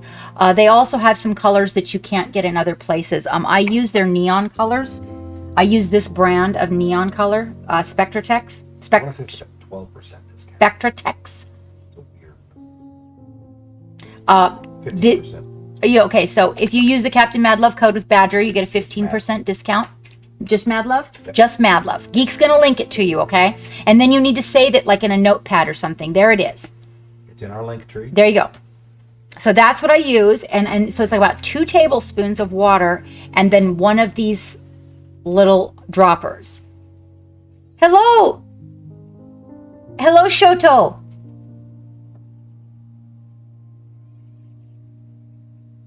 Yeah, okay, so see, Shoto is actually using a medium also. In theirs. This is what I use. I've had great luck with it because what I want, so I think it might be better than regular tap water, Dragon Pink, yes. A regular tap water has a lot of sediment in it. So you tend so you're adding sediment to something that is already sediment ridden with metallics. Metallics are so to me metallics are like life. And so I was in the car industry, the automotive industry, painting cars before I did this, and then for a while in the nail industry. And you learn a lot about glitter, metallics, pearls, color shift paint. You learn all this stuff when you're in this industry. Hello, Underdog. Hi. Golden is a good brand. Golden is a good brand too. Now, Dragon Pink, if you go to my link tree, I have about a dozen affiliate programs. So if you shop with any of those, Dick Blick, Amazon, Badger, Monument Hobbies, Nerd House Minis, Reaper, any of those, you shop with any of those guys, if you use these links, it does not cost you any more and it helps out the ship. Full cars, Shoto, so I painted airbrush on motorcycle tanks.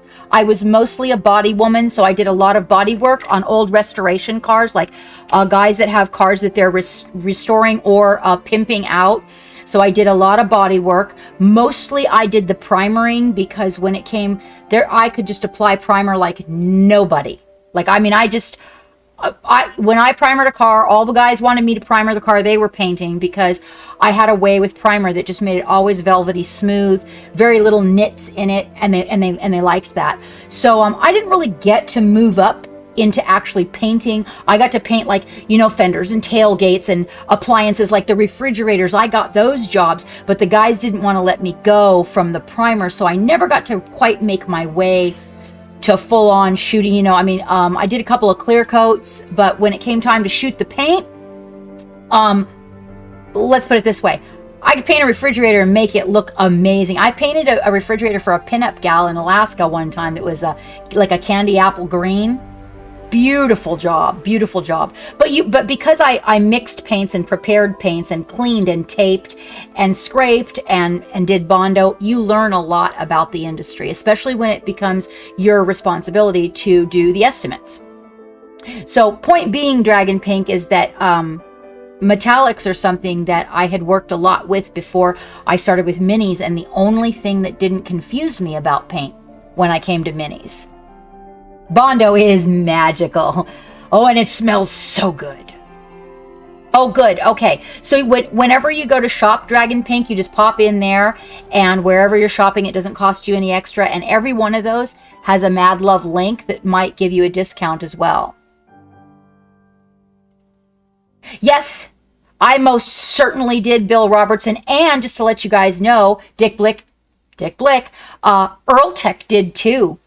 Earl Trick. Bill Robertson came out with one, which is the paint that was ordered for you, Gumdrop. The fill-in paints are Earl Trek paints, so they're their new high pigment liquid acrylic. I'm really excited about you trying them. I didn't order any for myself, but I need to because I was super excited about that.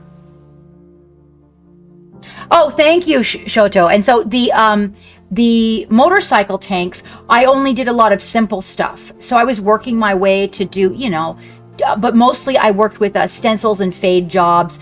Like I can do things like actually I taught a man who's very well known for his surfboards in Hawaii. I taught him to do a gradient fade job on a surfboard.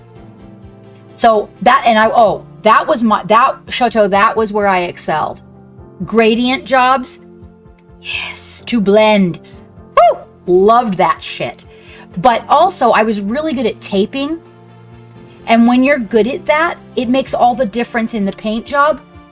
So the guys in the shop don't want you to paint because they paint great. They want you to tape because saving time makes more money, makes their paint job look better. So it was really hard for me. Once I got really good at a few things, it was kind of hard for me to move up. But I experienced it all and I loved it. And I'll be honest with you, Shoto, I owned my own shop. I was co-owner. In Alaska, we specialized in airplanes, and I will tell you why I got out of the industry. I love the smell of solvents. And because of that, I didn't really notice a bad smell. And I tried to practice using the mask and everything, but I was constantly not doing it. And so I started getting these super bad crack and headaches from it. And so I had to get out of the industry. The doctor said that I just couldn't stay in it, or basically the membrane that's at the back of the nose, much like if you were to do cocaine a lot and it eats that membrane. Apparently so do the solvents that I worked around. And he told me that I should take at least a 5-year break, if not longer. And by then my life changed. We'll work on that, Dragon Pink. We'll work on that. We will. You should send me a DM so that we can talk about what it is that you want to achieve. But you get this, okay? And then we're going to talk about a little more about metallics in a minute. And this is going to help hold the metallics in. So I don't know the technical word for the state of the metallic. I can explain it to you in layman's terms. When you add the water, the metallic gets to go where it wants. It moves out, it moves away from, it slips around. When you use a little bit of medium in it, and I've tried some different ones, but I've really been happy with this one. I do like mixing metallics with varnish, but it dries too quickly and then it makes lumpy. It holds the metallics in suspension, kind of in equal distance from one another. Thank you, Blade Mar. Yeah, so right. So instead of them being like a ring outside or sliding off to one way, or the water doesn't allow them to settle. And when you put a little bit of the medium in it, it allows the metallic to be more even. So when you're laying the thin layers on, you're getting a very specific effect from it, because rather than part of it being barely any metallic and then part of it being a lot of metallic, you get this nice even shiny sheen from it. And the reason that it looks lumpy when it comes out of the bottle and you paint it straight on is because metallic is, if you could imagine glitter on it, very tiny microscopic glitter. Okay, think about glitter. It stands up, sideways, all over the place, right? So when you paint that metallic on in the medium that it comes in the container, your little particles are going all these different ways. So when you look at it, it looks too thick, maybe it looks chunky, or maybe it looks like glitter. And those are the reasons why. So the two choices are metallic rubbing to make it look like metal, or a lot of very thin meticulous layers. And those are the two, one taking way less time than the other. But basically that's your history on why metallic is so difficult and why when you paint it on. So what you want to see when you paint your metallic, you want to see something like this in a small area, a small little gal. You want metal. That's metallic right there.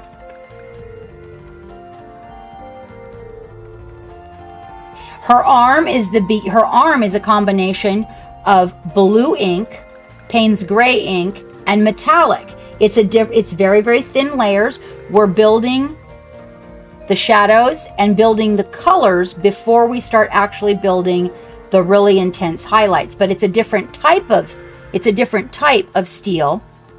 By using the ink calms down the metallic. It's still transparent, but the ink calms it down. So you don't get that super shiny effect. You get a little duller metal effect when you add ink, because you're looking through the ink, which is pigmented, but still translucent. And what it does is it just calms the metallic down a little bit. So we get this nice blue steel with not too shiny but just the right amount of shine on it. Let me get that in focus. There we go. Hello, 814 Punk, and welcome back. Welcome back. It's nice to see you out there. So that is our story on metallics. And once you get that thin metallic down, Dragon Pink, then you get to we're going to do something really fun with her mask today. But these little goggles that actually look like lenses, behind the yellow is 3 thin layers of a very fine silver metallic to create like a mirror in the background. And then we put a transparent color. This is the Pro Krill transparent over the top of it, and you get like a lens. Oh, well, you know that inks, I do love me some inks. I will tell everybody. I tell everybody.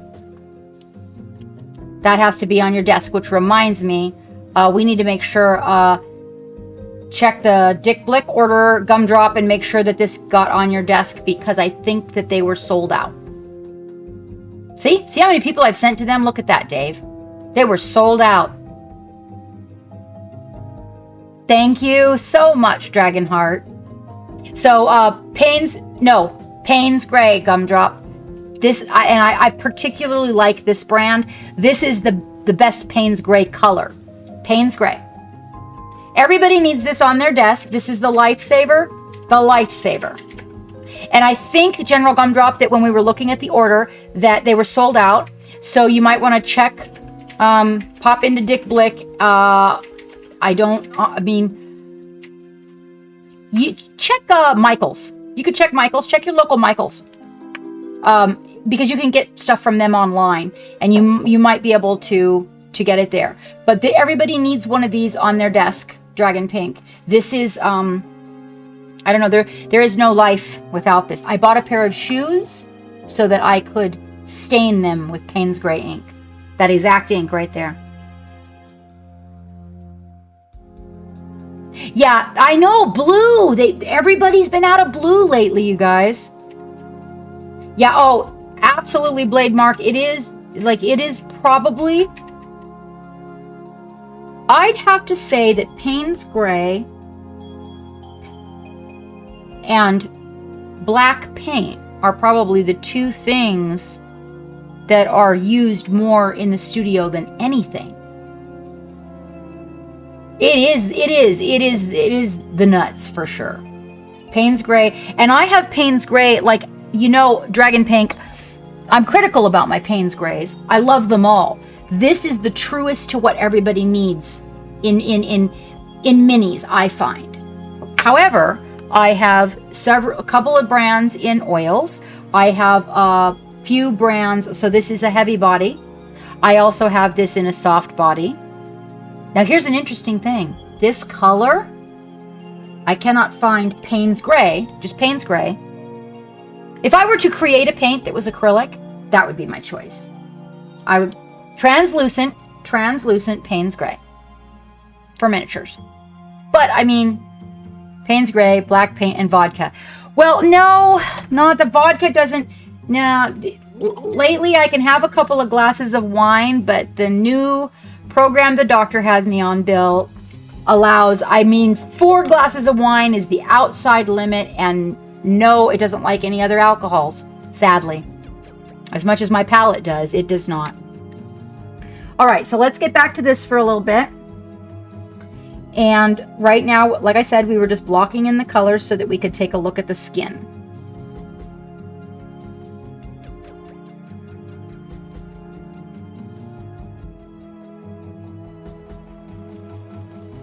And we were discussing how you probably don't have to do the side of the fabric that's right up next to the skin if it's laying on the skin nice and flat. Because the chances are you're probably going to get some of that on your miniature.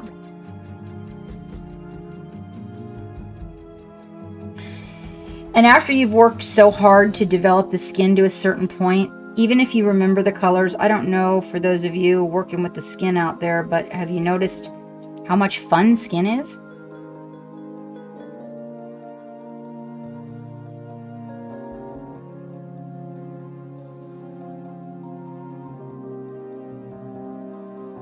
Also, you know, you guys, also Dragon Pink, by that little mixture, I thin not just my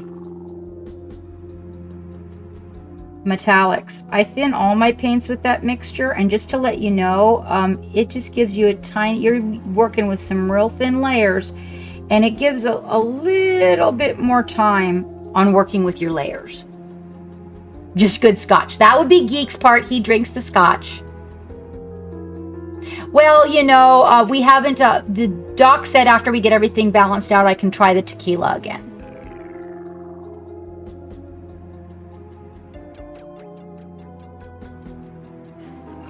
Yes, oh, Blade Mark, they're wonderful. I bought the whole set, by the way, to let you guys know, I bought the whole starter set of the Liquitex, which does not come with Payne's Gray, okay?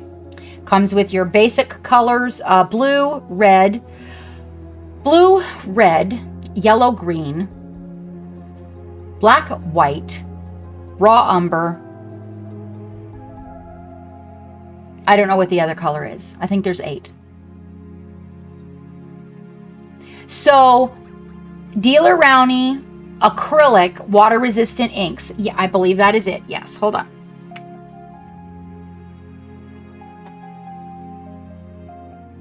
Water-resistant.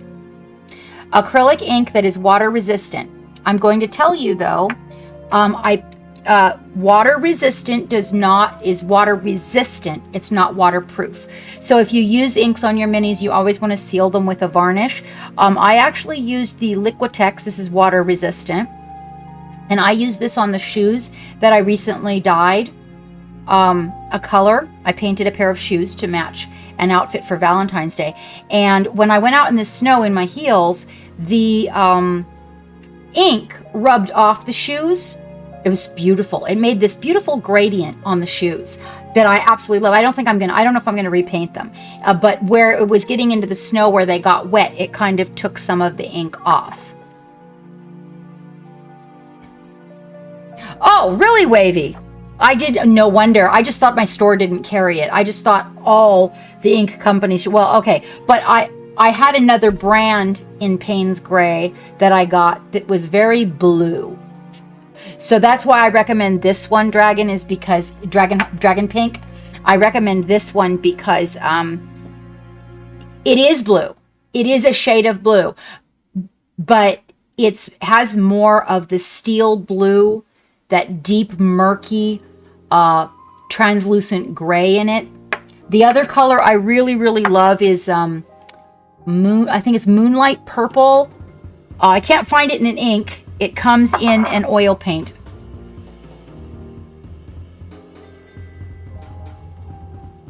Okay, good. But I want to let you guys know about another color that's like just rocking my socks. It's actually a Reaper color, believe it or not. This one. No, not that one. I had it out here because I wanted to be sure to tell you guys about it. I love colors that are in the black family, but not technically a black. And I saw this and I picked it up to give it a run for the money. And I thought,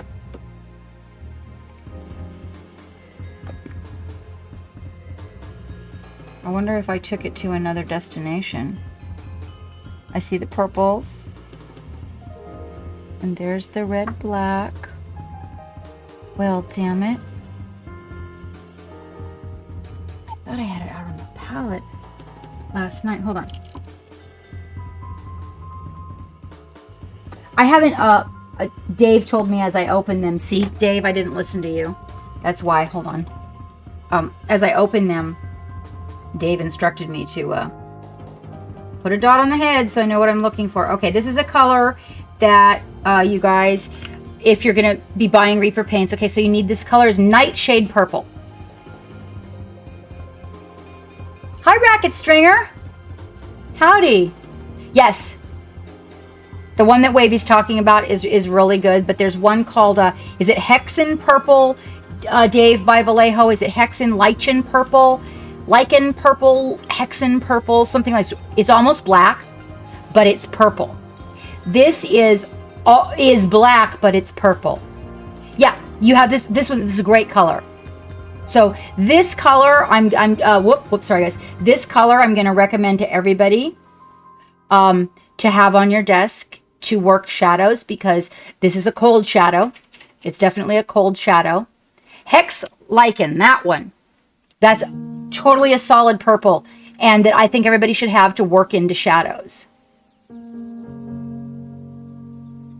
Yes, actually, I do believe, Dragon Pink, that Acid told me that.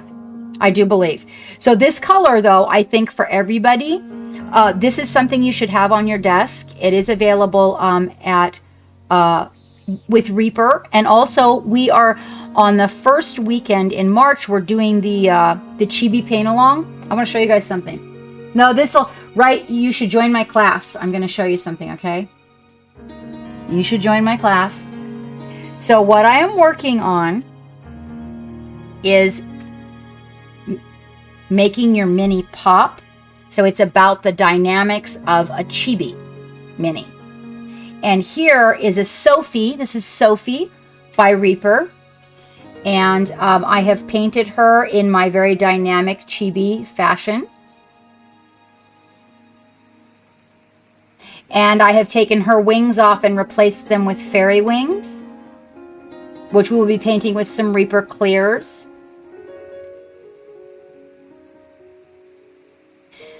The class is about giving this character, like, why do I choose the colors I choose, and how do I get my chibi to stand out, like to pop and look, more three-dimensional. Because chibis are abnormal in sizes, their bodies being so small, their heads being so big. We are not going to be focusing exactly on this smooth skin, because that would take me a class on its own. But what we are going to be focusing on is the dynamics of creating colors for a chibi that make it pop, and chibi eyes.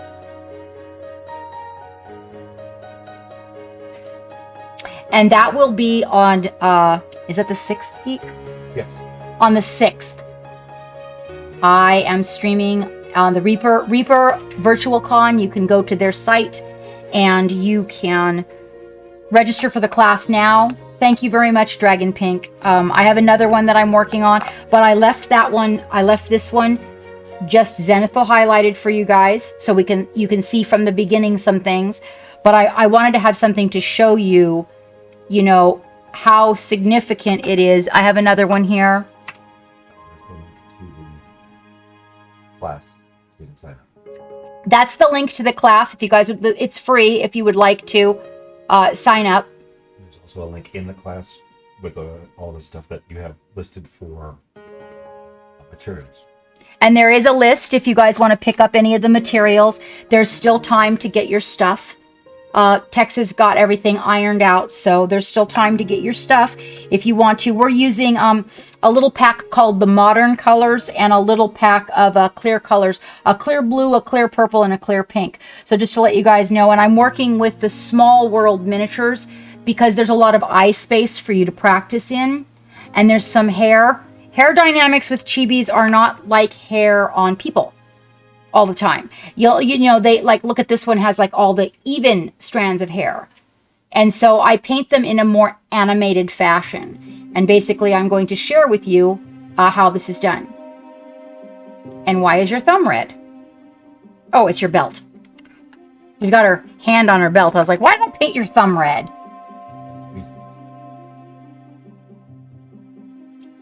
No, I have not, Dave. But I tell you what, let me check, because I think I have a fantasy pack. And let me double check and see if that is in there. This was a hard color to find. I'm always looking for this color of magenta. The pink. Some people call it fuchsia. It is the pink spectrum of magenta. And I got it. Our game store is phasing out on, and Yeah, it's having a little trouble in here. It's a little chunky. It is an amazing purple. You have to put that in the, not the tools, Dave, but the paints and supplies. Put that in there, would you? So that it's kept somewhere and doesn't just fade away. All right. So back to this guy. We were blocking in the colors, and I was explaining about not going over into your shadow line. Once you've got to this point, you want to try to keep that shadow line out of it.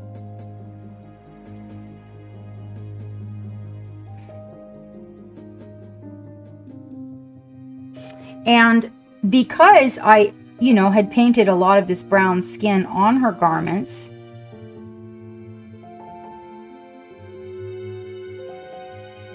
not really caring, with the full intention of coming back,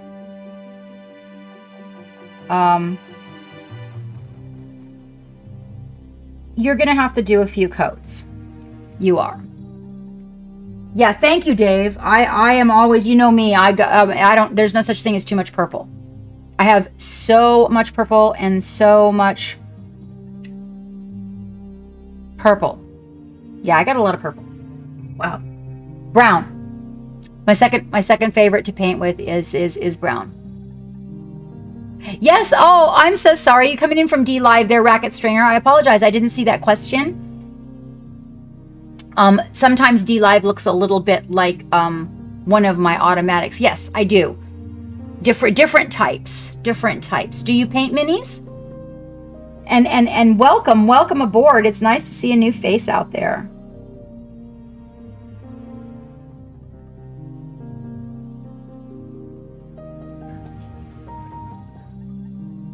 Hello, Valendar. How are you?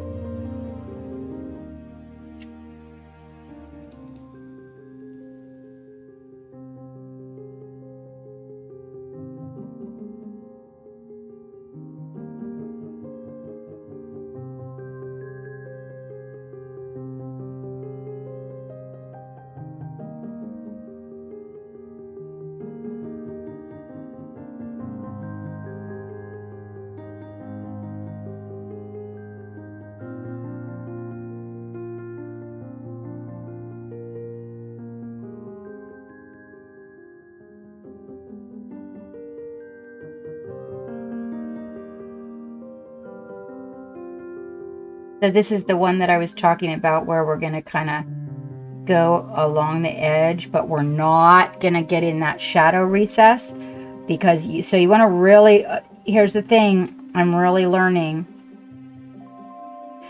Probably the most difficult thing to learn is controlling the paint.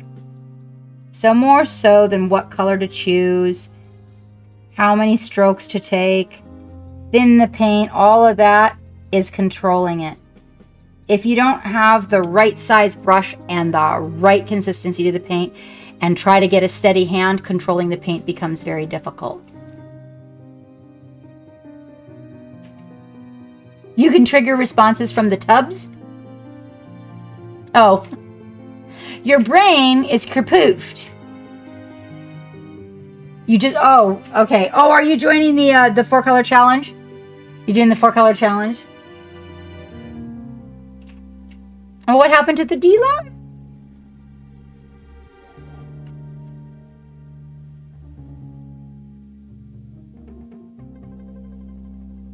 Racket Stringer, are you still out there?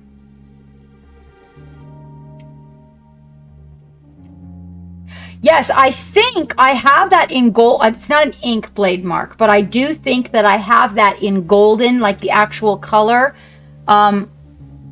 Please put it in paints, miniatures and paints resources, because I will forget, and I do collect a lot of purples. I have so many like black purples. It's amazing. You did a Reaper limited palette challenge, right? Blue, the cyan blue, the clear magenta, lemon yellow, and dragon black. Ooh, I wanted to do that one too. It sounds delicious. It sounds, that's okay. I'm dyslexic, so I read it right anyway. See? I saw lemon. I saw the word lemon. He wrote lean on, and I saw lemon.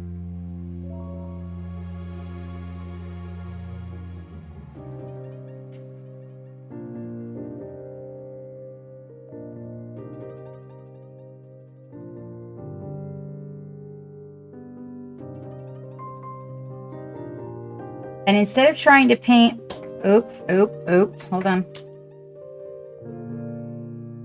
Instead of trying to paint long lines, okay, when you're doing a long line, if your paint is thinned properly and you've got a good brush, you can paint little strokes on your long line. So little strokes with just the tip, and you can go the distance, and you don't end up falling off track.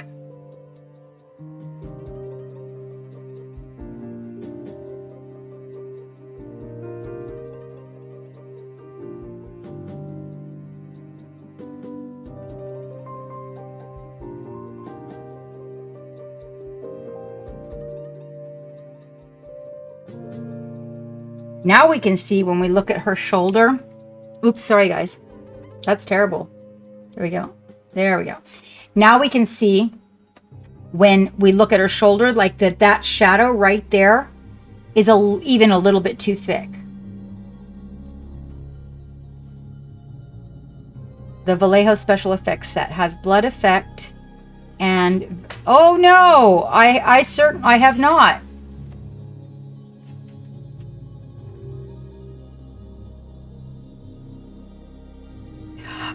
Yeah, think about that. Think about that, AJ. Do you know, I think depending on your budget and what you want to achieve in your miniature painting experience.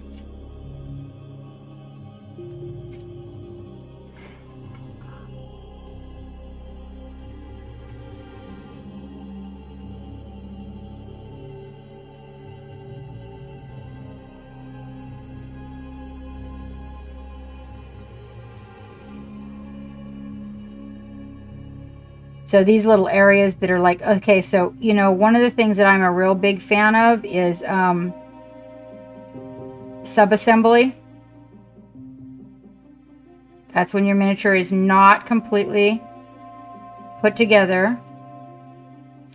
And the reason is because some of these little areas that you've got to go with the color,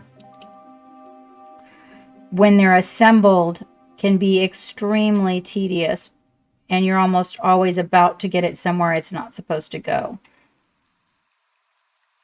All right, now we've got the start. We're not 100%. This is, remember, we're blocking this in to check the skin and say, okay, what do we think about it? We do want to bring the color to its high points. Because if you leave the color too muted by the paint over that you've done with the skin, you know, you've got, say, too much brown in there or whatever. You want to really bring that paint up, not the highlights necessarily, just the color. Bring it up to what the color that you will see in your mind.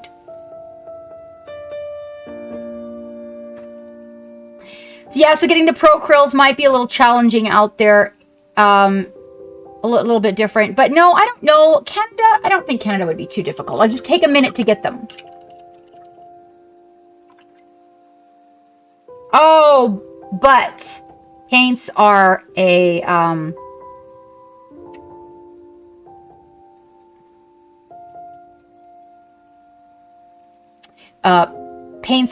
that's a different thing. It's a material purchase that you do something creative with. Oh, wait. Valandar was saying something to me.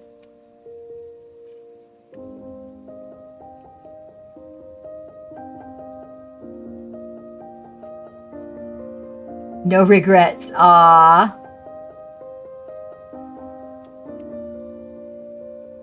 I wanted to see if I could make a thumbnail and catch Hammy. If I could do something to catch her peeking over the edge of a table of the chair. Because sometimes she does that. She peeks on me from the recliner. And it's so freaking cute.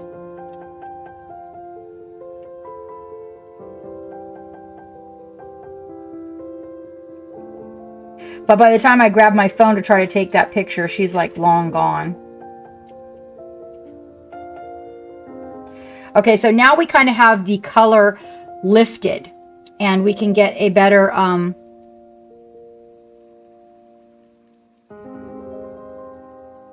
yeah, and not to mention that I know the shipping is kind of exorbitant out there too.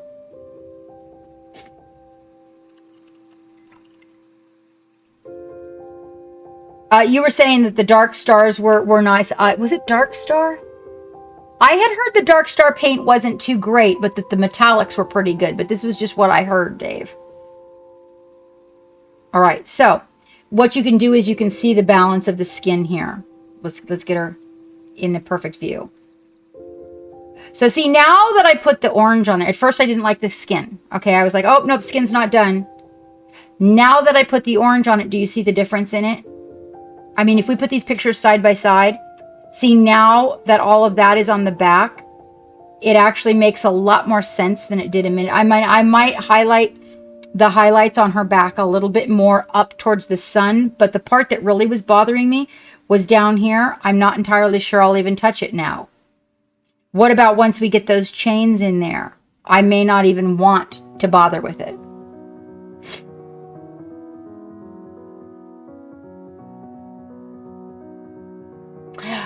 You know, AJ, if you're going, wait a minute, if you're going to buy your Vallejo paints from somebody, and this is just personal experience, I would recommend buying them in a set and buying them from a reputable distributor, whereas you can return it. I suggest you look at, oh, well, you're in Canada. We need to find somebody in Canada we can work with. Rather than buying them from it seems to me that the majority of the Vallejo paints that I buy from game stores in general, they're always messed up inside. They're old. They've been sitting too long. Oh, must have been a different paint then. I don't know though. Dark Star. I think Dark Star was something I was supposed to order last year, wasn't it, Dave? Or did somebody end up telling me that it was a gel base and don't do it? Yeah, it's specifically gamesters. Like every time I'll buy like 5 or 6 and like 2 of them are, the inside is like chunky. Like it's been sitting for a long time, like this pink one. It's not that I can't blend it and bring it back probably, but it's more like an ink. And when you shake it, you can tell there's a big thunky lumpy in there, right? So yeah, that's a technical term for it, right? And if I'm going to buy a new paint, I want it to be a good paint, but it's always the game store. It's always when I buy it from the game stores that it's like that. And mind you, we lived in Washington, I'd buy them from the game store, same friggin' problem. Then we move all the way out to Ohio, buy them from the game store, same problem. We were visiting in Virginia, so I had geeks stop off at a game store so I could buy some from a game store, same fucking problem. I'm like, wow, how weird. Or ask them, if I take this home and it's curdled inside, or it has a core, can I bring it back? And make sure their policy is that you can.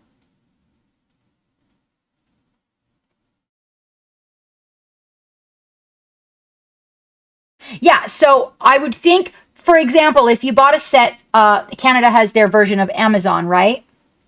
Yeah, it's called Amazon. I mean, like, you know, where you can have Amazon Prime and you don't pay for the shipping. You might consider going on Amazon and then buying a set from them, right? And then checking it. And then if it's no good, you can just send it right back. Yeah, exactly. And then you can say, oh, this paint was chunky, and send it back. And you can, but make sure that Amazon is the one doing the mailing out of it so that you don't have a lot of hassle with a company. That always ends up being a thing too. Hello, Corvus, how are you? Oh, you are very welcome. You are very welcome. I just feel like for some reason in the game stores, the GW paint sells faster. Our store out here had so much trouble selling their Vallejo paints that they brought in full on, started stocking Reaper. And he said from the first big order that he made, he's already sold out completely and had to make another order. So it has to do, I think, with how long it sits on the shelf in a store. And it just seems to sit there for a very long time. Plus, here's another one. If the paint is sitting near a window, it makes it worse, you guys. There you go. That's AJ. That'd be a good idea because Dave, that was probably the store that Dave taught lessons at, and I'm pretty sure that store, if you get chunky paint, you just bring it back in and exchange it for a good one. Yeah. So, and there's lots of them that'll just put like as you walk in the door, and then the rack is right there where the sun can get to it, and you can see by the faded labels it's been there forever and a day. So if you don't want to get stuck with junk paint, these are the kind of things that you kind of need to look at. Even if you ask the people at the game store, hey, which paint do you sell the most of? Oh, we hardly sell any Vallejo at all, but we do. That's why it's on sale, but we do sell a lot of GW. Then you know it's been sitting there for a minute. So that looks a whole lot better. See that? Now, what we need to do, she's got this, the linen that's kind of bunched up underneath. What we need to do is we need to give this a color. And if you bring her together as a whole, honestly, green is probably going to be who is rating us? Oh my gosh, Mohawk Miniatures. Woo! Hello, everybody. Oh my gosh, thank you for the raid, Mohawk. How are you, you sexy beast? How are you? Haven't seen you in a minute. Hello, Jason, and welcome aboard. Thank you guys for those follows. We are working on another follower goal. Is that Dotson? Dotson Des. Hi. Victim, hey. Thank you for those follows, you guys. Thank you, thank you. It's been a minute. It's been a minute. Do you like my chubby COVID weight? I'm starting to look like a chibi. Pretty good, pretty good. Getting through the COVID. The weather got really crazy and cold out here. That's 1, 2, 3, 4, 5. Thank you for the follow. I'm sorry, what? Wu-Tang Clan. Wu-Tang Clan. Thank you for the follow. Princess Avelina. Well, hello. Hello. Hello, my dear. How are you? And how is that little bundle of yours?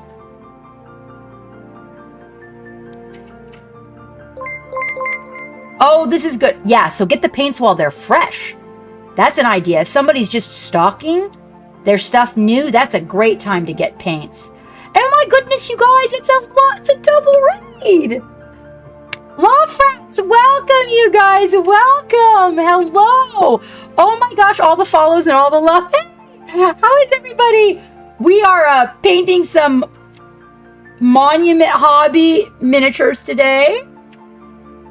Designed by Mini Monster Mayhem. What are you guys doing? Lofrats, thank you so much for the follow and the raid. I really appreciate it. Oh my gosh. Yes, it saved my back and my elbows, Princess. It really has, for sure. Most definitely. Well, you guys, for those of you who do not know me, I am Captain Madlove. It is a pleasure to have you on board. Thank you for all the love and the follows. Oh my gosh. Yes.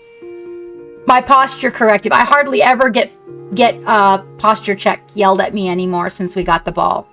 It is. We're actually working with a couple of designs right now, Princess, to have our own made. Oh, thank you. Thank you very much. This miniature is actually designed by Mini Monster Mayhem. If you guys don't know who he is, my lights bleach it out a little bit. It's a lot better if you see it over here. Hold on, it'll focus on it. It takes it a second. Or maybe it could... Put your hand behind it. Get your hand behind it. Okay, it's not going to do it. I'm not going to waste your time. But for those of you that came in with the raid, if you will do me a favor and click my icon in the upper left-hand corner of your screen, it will not make you watch a commercial, and reroute yourself back in. You will be considered an original viewer, and that would be amazing. It will help with our viewership. We are working on our viewerships. We are. All the love, all the love. I know that this rolled right on by. Rolled right on by. Can we get a shout out for our raiders? I know we have you, Mohawk. I know we have you in the system. Oh, okay. Excellent, excellent. It is so nice to see you guys. And we are going to do a love gallery here in just like a minute. I was actually just getting ready to tell everybody I should take a bio and we should do a love gallery. If you guys would like to put something in our Discord love gallery, I'd love to see what you're working on. We are working on these 2 minis that are from Monument Hobbies. This is for the Mother Love and Paint Party. Hello, Same Rumble. How do you do? How do you do? It's so nice to see so many fresh new faces. We have some other stuff that we've been working on. We've been working on this little gal. I don't think you've seen that in a minute, Princess Avelina. This is by Nerd House Minis. That's a little work in progress. We got there. She's coming right along.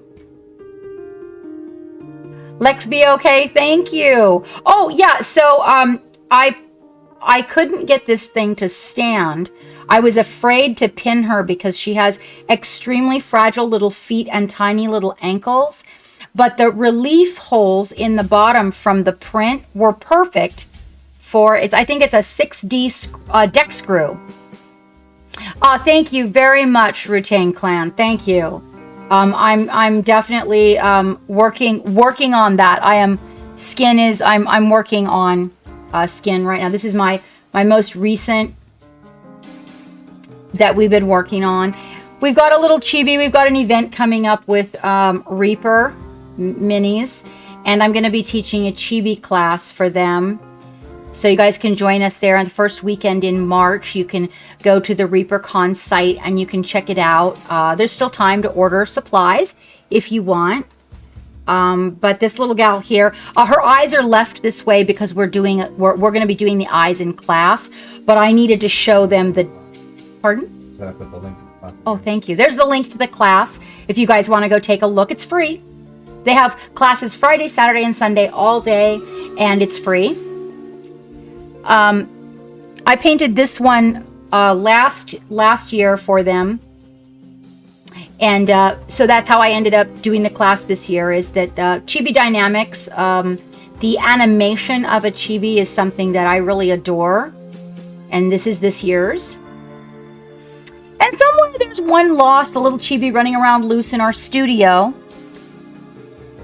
that we did. And then, I do a little Star Wars. For those of you Star Wars lovers, we've got this little guy over here. One of the things I specialize in, if you guys are ever interested and can catch me, is metallic rubbing. So, that's something that I love to do. I keep this guy on my desk just so I can show him to everybody. He's missing his driver. So, you'll notice that. Oh, thank you, Dyson. Thank you, Law Frats. Thank you. And then I also do a little... when I have the occasion, I will also pick up the occasional Warhammer model. This is not one of my... Thank you, Dyson, for the follow. Thank you, Same Rumble, for the follow. This is not one of my... Oh, thank you. Not one of my favorites, but it is the... Geek Owns the Army, and it is one of his favorites. So he has me keep this on my desk.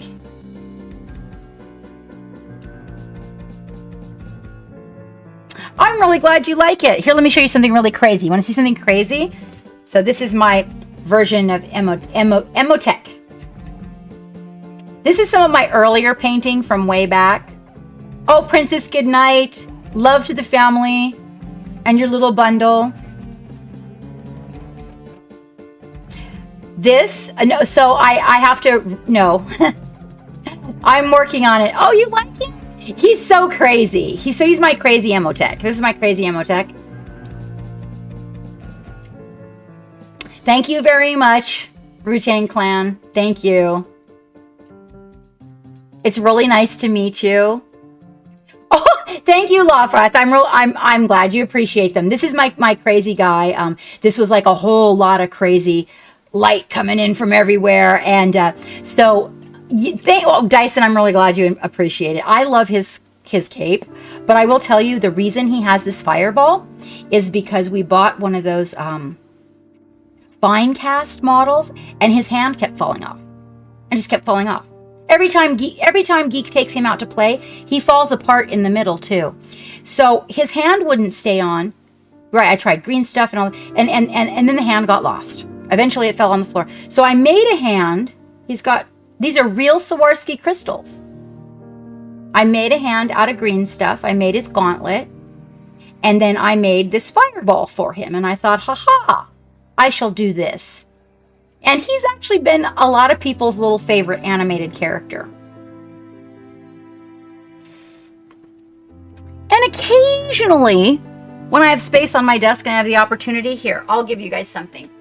Here we go. Occasionally when I have space on my desk, let's back it up because it's big. I'll break out some big bad boys and work on them. So one of the things that I really love is dragons. And this is this one that I'm working on currently. This was a color shift for wings. We were working with metallic color shifts, and I was showing people how to get the transition between color shift colors. So you can use more than one color shift color and then create a pattern of color shift for your model. And so that's what we did on this guy. Yes! Dragons, I know, right, Dragonheart? I don't even know if you've seen the update on this guy or not. I actually haven't really posted his pictures. You know, I like working with OSL. I really dig doing some glow. So we did a crazy little glow routine on him. And actually, he looks really bad in these lights because they kind of wash out his colors a little bit. But I really enjoyed working on him. This is a Reaper Mini. And I really enjoyed working on him. I enjoyed working with these paints. He needed something. Thank you, Dragonheart. He needed something. He just, he wasn't popping like the rest of the stuff on my desk. So I had to go in and give him some personality, right? Bring it up a notch. So I'm still working on him. He's a whip. And of course, you guys must see this. We just entered this guy in a local contest. And we took first for monsters, and we must always show everybody Baby. This is Baby.